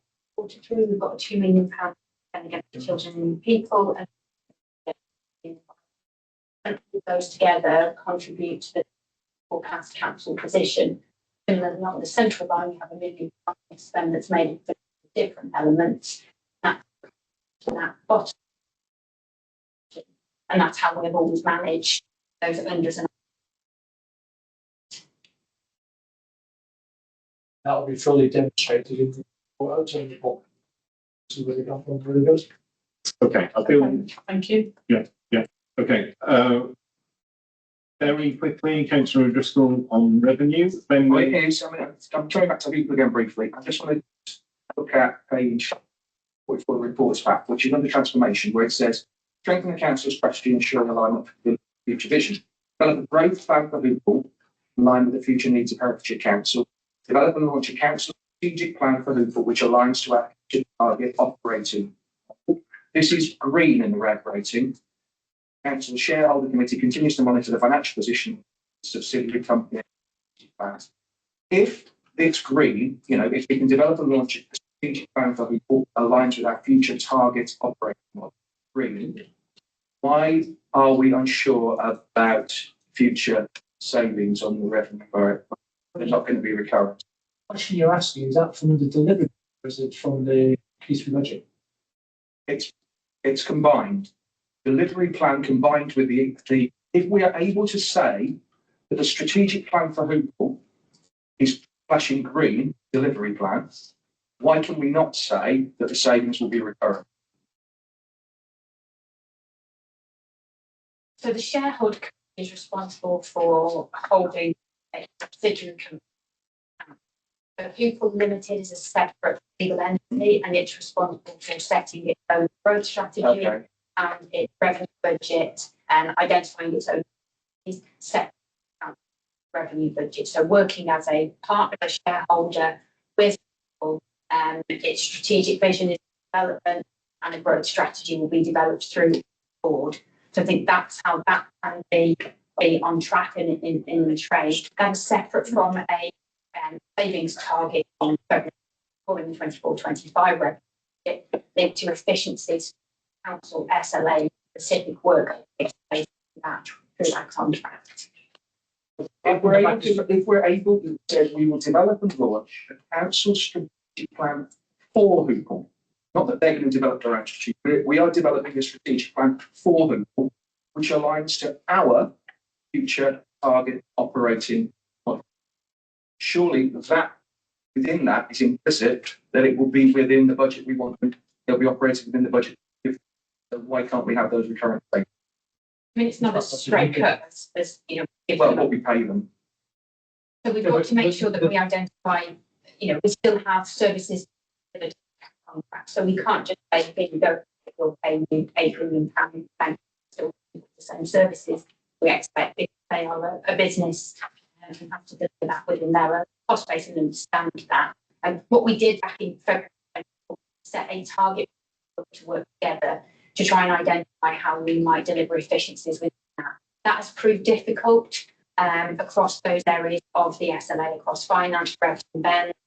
The work of rev and Ben has increased exponentially over the last years in terms of monitoring and managing debt, in council premiums, etc.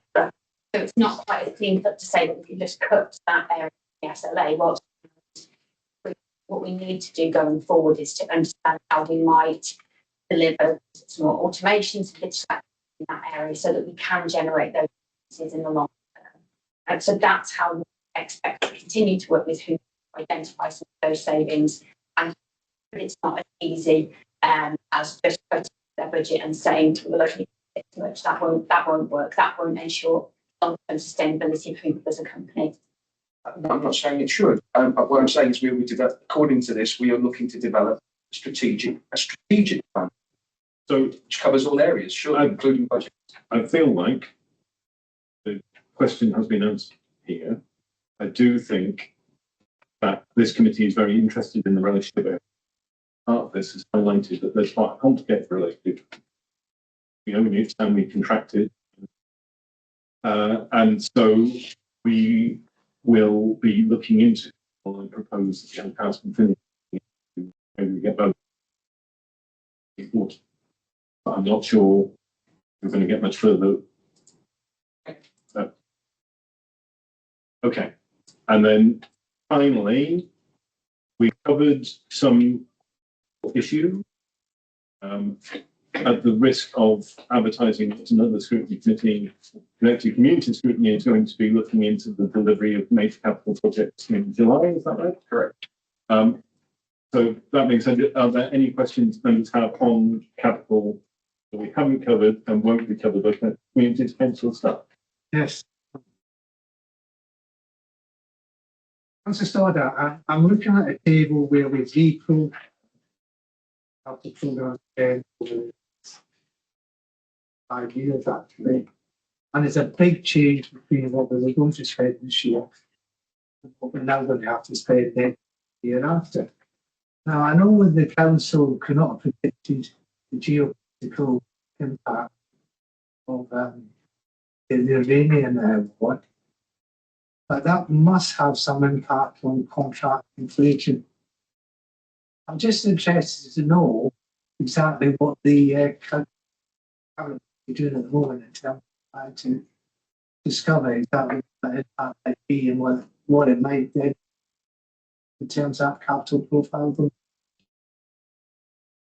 Well, what we're obviously clear on is that the impact, we're not seeing it today, but when you just look at the price of oil, the price of LPG, 40%. So that will obviously have an impact on fuel and costs and things. So that will, without a doubt, when we look at probably Q1 of the current financial year we're in now, you're going to see inflation again rising. That will have a very unpleasant effect on everything else we do onto our programs, because obviously our raw materials, building, has to contract. So there will be an impact on projects. What it will be, I'm very sorry, none of us have a crystal ball to see, but we are aware race for an impact on inflation.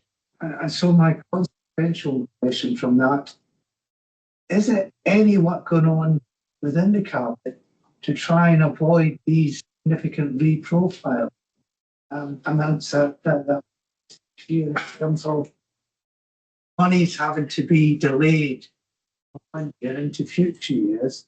Or is that beyond our control? Is it simply external factors that are going to be faced with reprofile? There are, Because it seems to me that if we could reduce that impact, then we would reduce the risk of geopolitical impacts. so what we're seeing is the big problem comes from the SROs and the PMO, project managers for each of the projects, are unable through the contract they have from the contract, they're unable to actually spend plan money that they have. Therefore, that's why we're reprofiling. But so the project will still cost that. You should have to profile it for a little longer time. Are you challenging that in the cabinet? Of course we do.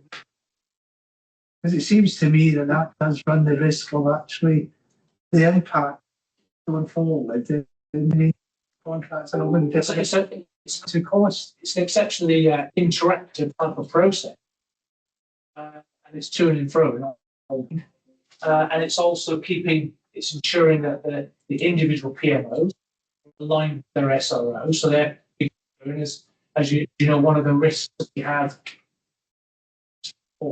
is cost of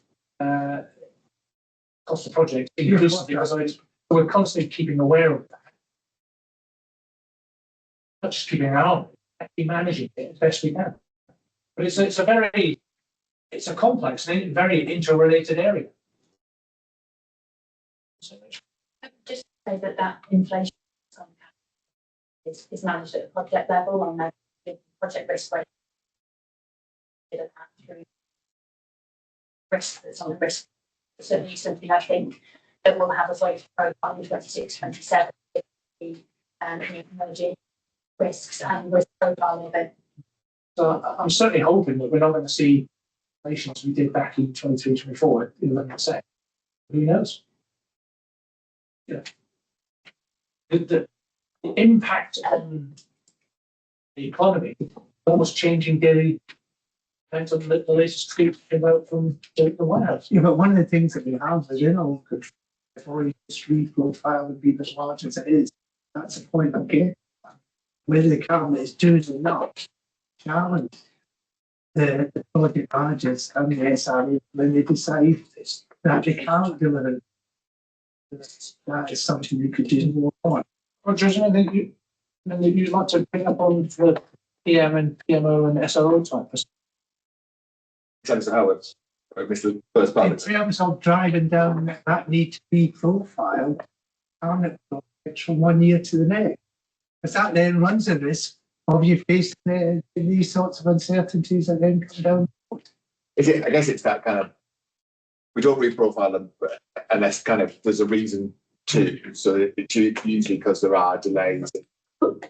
It's not because we're not pushing all the time to try to deliver them within the profile before we reprofile them. There's usually reasons for why there are delays, but certainly the sooner we deliver and implement capital projects, the better it is for everyone, because then you're not subject to inflationary increase. You're not trying to deliver gets available sooner. But the projects are managed on a day-to-day basis to try to make sure we can deliver them within the forecast time. And in the best where it tends to be with any big projects for any council or any public sector organisation, they do take longer than you would expect. But it's not that we're not trying to within the forecast. Yeah, I don't want to belabor the point that I think we're going to have an expectation yet. But it does risk the whole project not being delivered. But equally, I think we've got pretty robust procedures, as you say, that project board. It may be that through E&E, we can invite yourself or other members of the SMB, if you'd like to attend the project to see the reality of the PMs briefing the SRO, but then how it then comes up to the cabinet member and how he then is briefed and how the final decision is taken. So that'd be of use. I mean, we do have cabinet members, ex-cabinet. I'm sure scrutiny in general would be very interested in exploring that. Great. In terms of that challenge of project, the PMs, the future financial strategy, develop delivery on time and in budget, particularly where they revenue impact. And so within the monthly budget meetings, that's self-exec, corporate director, directorate, go through the revenue monthly basis, but also performance against the capital programme. So within that, that's an challenge, delivery, delay, and that then in turn goes through to the cabinet members and that wider oversight by cabinet, wider impact on inflation pressures, delays, and our contractors, sometimes that had an impact on the capital programme. So there is robust oversight and challenge the importance of those capital programmes, but also, as you rightly point out, the further ahead we kick it into the future, the greater cost will be, notwithstanding the current. And that's very interesting. Is any analysis done of the kind of trends? So if for example, if projects are regularly delayed because planning proof takes longer than it was anticipated project, that might be a thing that needs to be fed back into the system, saying, well, actually, we're systematically doing something, but it might be that projects are delayed for all sorts of reasons and there's no practice. So do we do any analysis to look for those? I think is there any formal analysis of that? No, but through that oversight, particularly the main and those on high value or that are through delivery, year of delivery, we've got that oversight across those and understanding of issues, and that's not just project by project basis, that's done with that oversight. So that's the map of where are those obviously, and sometimes they might be major projects are quite in their delivery, so we need to understand individual circumstances, but no formal analysis, but there is challenge around those issues. Similarly, we have those officers across those, so we have risk officers, finance officers, project management teams, we have legal. So some of those that we see across all of the capital programme, we can start to have that discussion and bring to a head. We started in the military, I think, called lessons learned, but we then realised that actually they're not lessons learned, the lessons that we just picked up. So we call them, we changed the lessons identified. So it's a little bit like, as we go through this, as we're running the tactical piece of a project, if something clearly has to be done because it's out of alignment or whatever, we do it. But at the end of the project board, it will then review how the project ran, and some of those things are the lessons identified that we bring forward, and we try to feed them into best practice across the rest of the council projects. Might I add into that? Sorry, it's the busy time of year and my brain is on outturn at the moment. But one of the things we've introduced last financial project review, so rather than wait for that lesson learned at the end, what we're doing in advance is understanding what controls effectively made over the project and self-assessment of whether are in place and be operating effectively. We're able to strengthen that delivery before we get to the point of having to do a lessons learned. Really proactive way to get our hands on, not just the major capital projects, but also some of the other major projects that are currently delivering. So that's something new that we're doing quite effective at the moment, and it's identifying opportunities ahead of the area and for us to put those strengths in place to eliminate success in any kind of way. And great, how might we see that manifest? Hopefully the outcome of that will speedier capital delivery, more timely delivery of savings, impact when planned rather than delayed. So I think we will start to bring that together. How can I provide some analysis of all of that? Even on takeaway and think about how we could bring that together. But for me, in terms of managing the risk to the programme, active way than the historic way of getting the equity out. I think that's still there's demand for that, but this is a further way in the way that we manage things. I think it would be interesting to do some analysis around delivery of capital projects over, not least because we tend to focus on projects that have slipped or have cost more, and we tend not to focus on projects that have happened faster or cost less. And sometimes things might cost less but have slipped, and so it's not simple. But I feel like it's not my job, the administration's job for them, but I feel they might be missing a trick when we have these conversations where we go, all your capital programs are slipping again. There might actually be some evidence that you could bring forward going, well, yes, these are slipped, but these are not. I think it would be interesting to know where we are. We're about to finish, but Councillor Harvey, please. Just on the point of projects that are delivering in the way that they were planned, I noticed that both of the Levelling Up Fund active travel measure projects with north and south the river are showing as sliding right. Aylstone Hill and commercial road schemes are commented as being paused, and the Home Lacey Road scheme is delayed whilst traffic management is fully considered. This Levelling Up Fund money was acquired during the previous administration, so this is sort of 3 years into the current administration.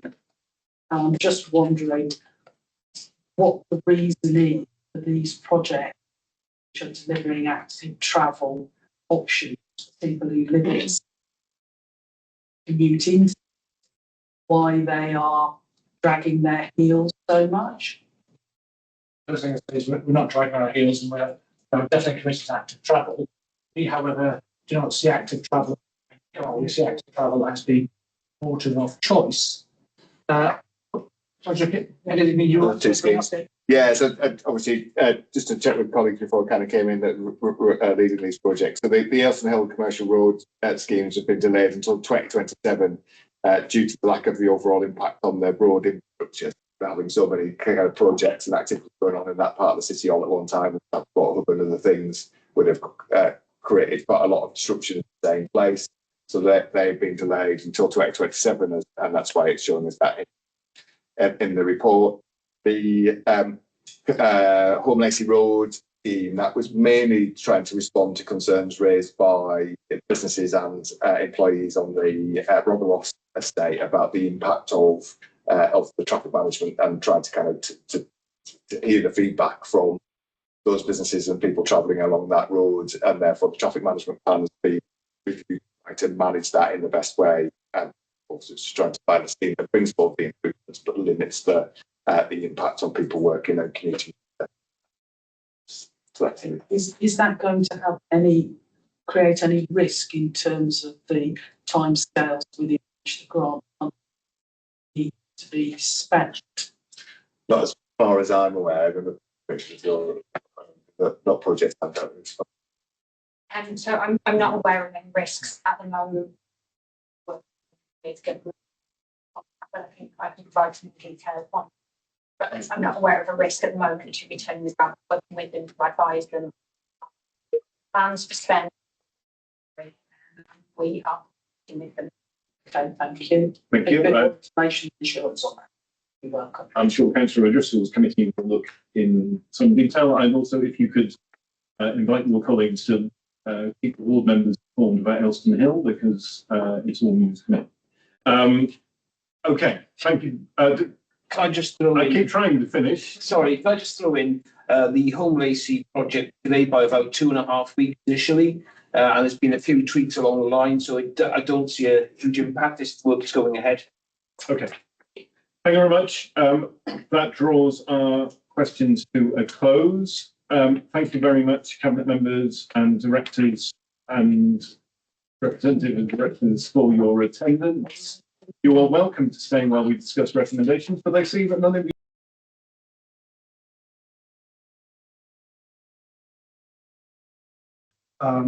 The committee is making 4 recommendations regarding the quarter 3 budget performance.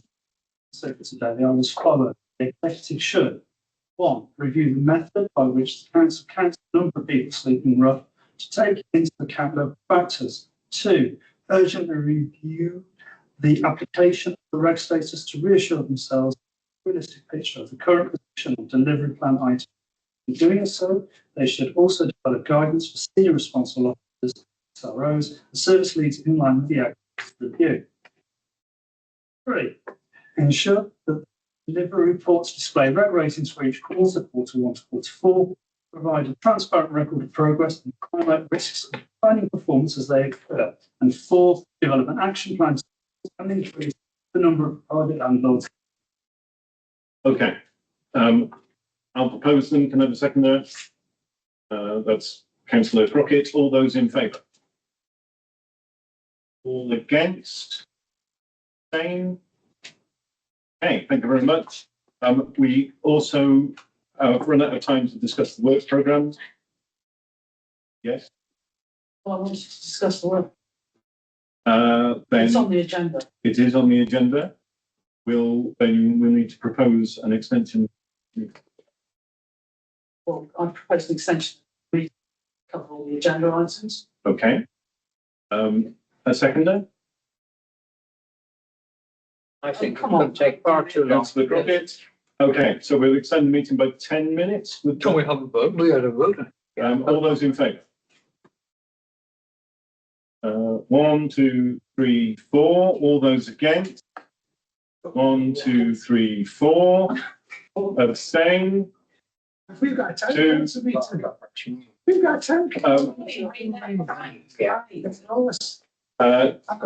Chair's casting vote. We will extend the meeting until 5:10. Obviously, if people have pressing arrangements, then they will have to leave. Yes. That's good.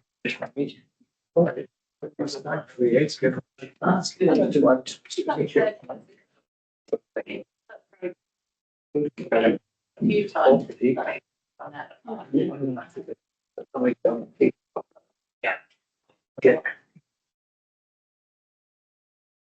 We've got a few points to make. First of all, we talked in the meeting today about performance framework is going to be proposed by the administration. I think that's really important.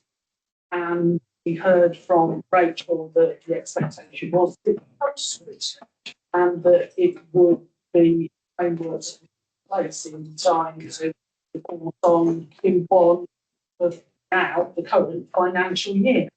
So I'd like to find out when and how we're going to be scheduling that into our programme in order to be able to look at it time for that to happen. One thing.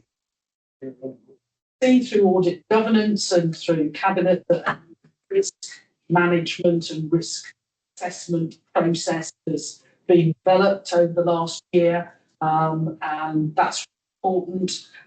We've seen the report today that mentioned a few of the corporate risks that are sitting on that register and how it's being managed more generally. Risk has always been a strange topic in that audit and governance are responsible for the process and the scrutiny committees are responsible for the content of the risk register. Looking across the work programmes of committees as they stand at the moment, I do not see anywhere where the scrutiny committee are looking at the risk registers from their particular areas of responsibility. And it's not just corporate, it's the directorate level risk. And even just having them come to the committee to acknowledge what those risk programmes look like at directorate.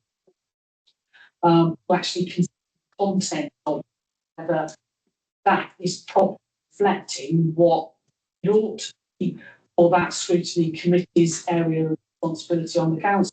So, I'm hoping as SMB is overseeing or approving work programmes that are proposed by all of the committees, that there's an opportunity to make a recommendation to committees that they actually consider when in their work programmes they're going to look at committees that they own in terms of their content.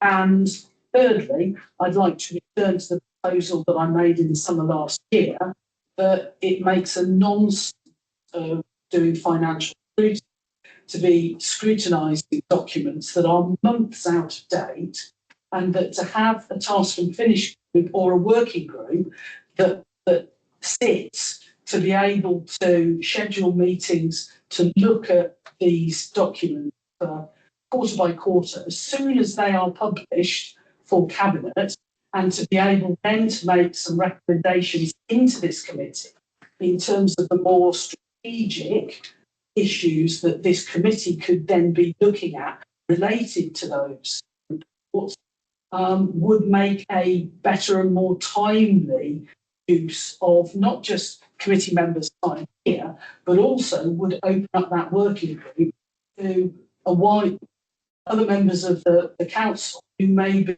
be more interested or inclined to engage in a meaningful way with the scrutiny of the financial performance of the council. Right, so there's a lot to unpack there. I'd like to propose that we set up a team to agree our work programme for the rather than thrashing around now making just what we do in connected communities. We have regular quarterly work programme online. Separate from the meeting, we our work programme. Yeah. And I think that would be talking about a work programme for people, and attachment group for people, let's come up. If you seriously want to bounce around ideas, work programme, just give it time to have an hour set aside. I propose that now. And I was thinking that.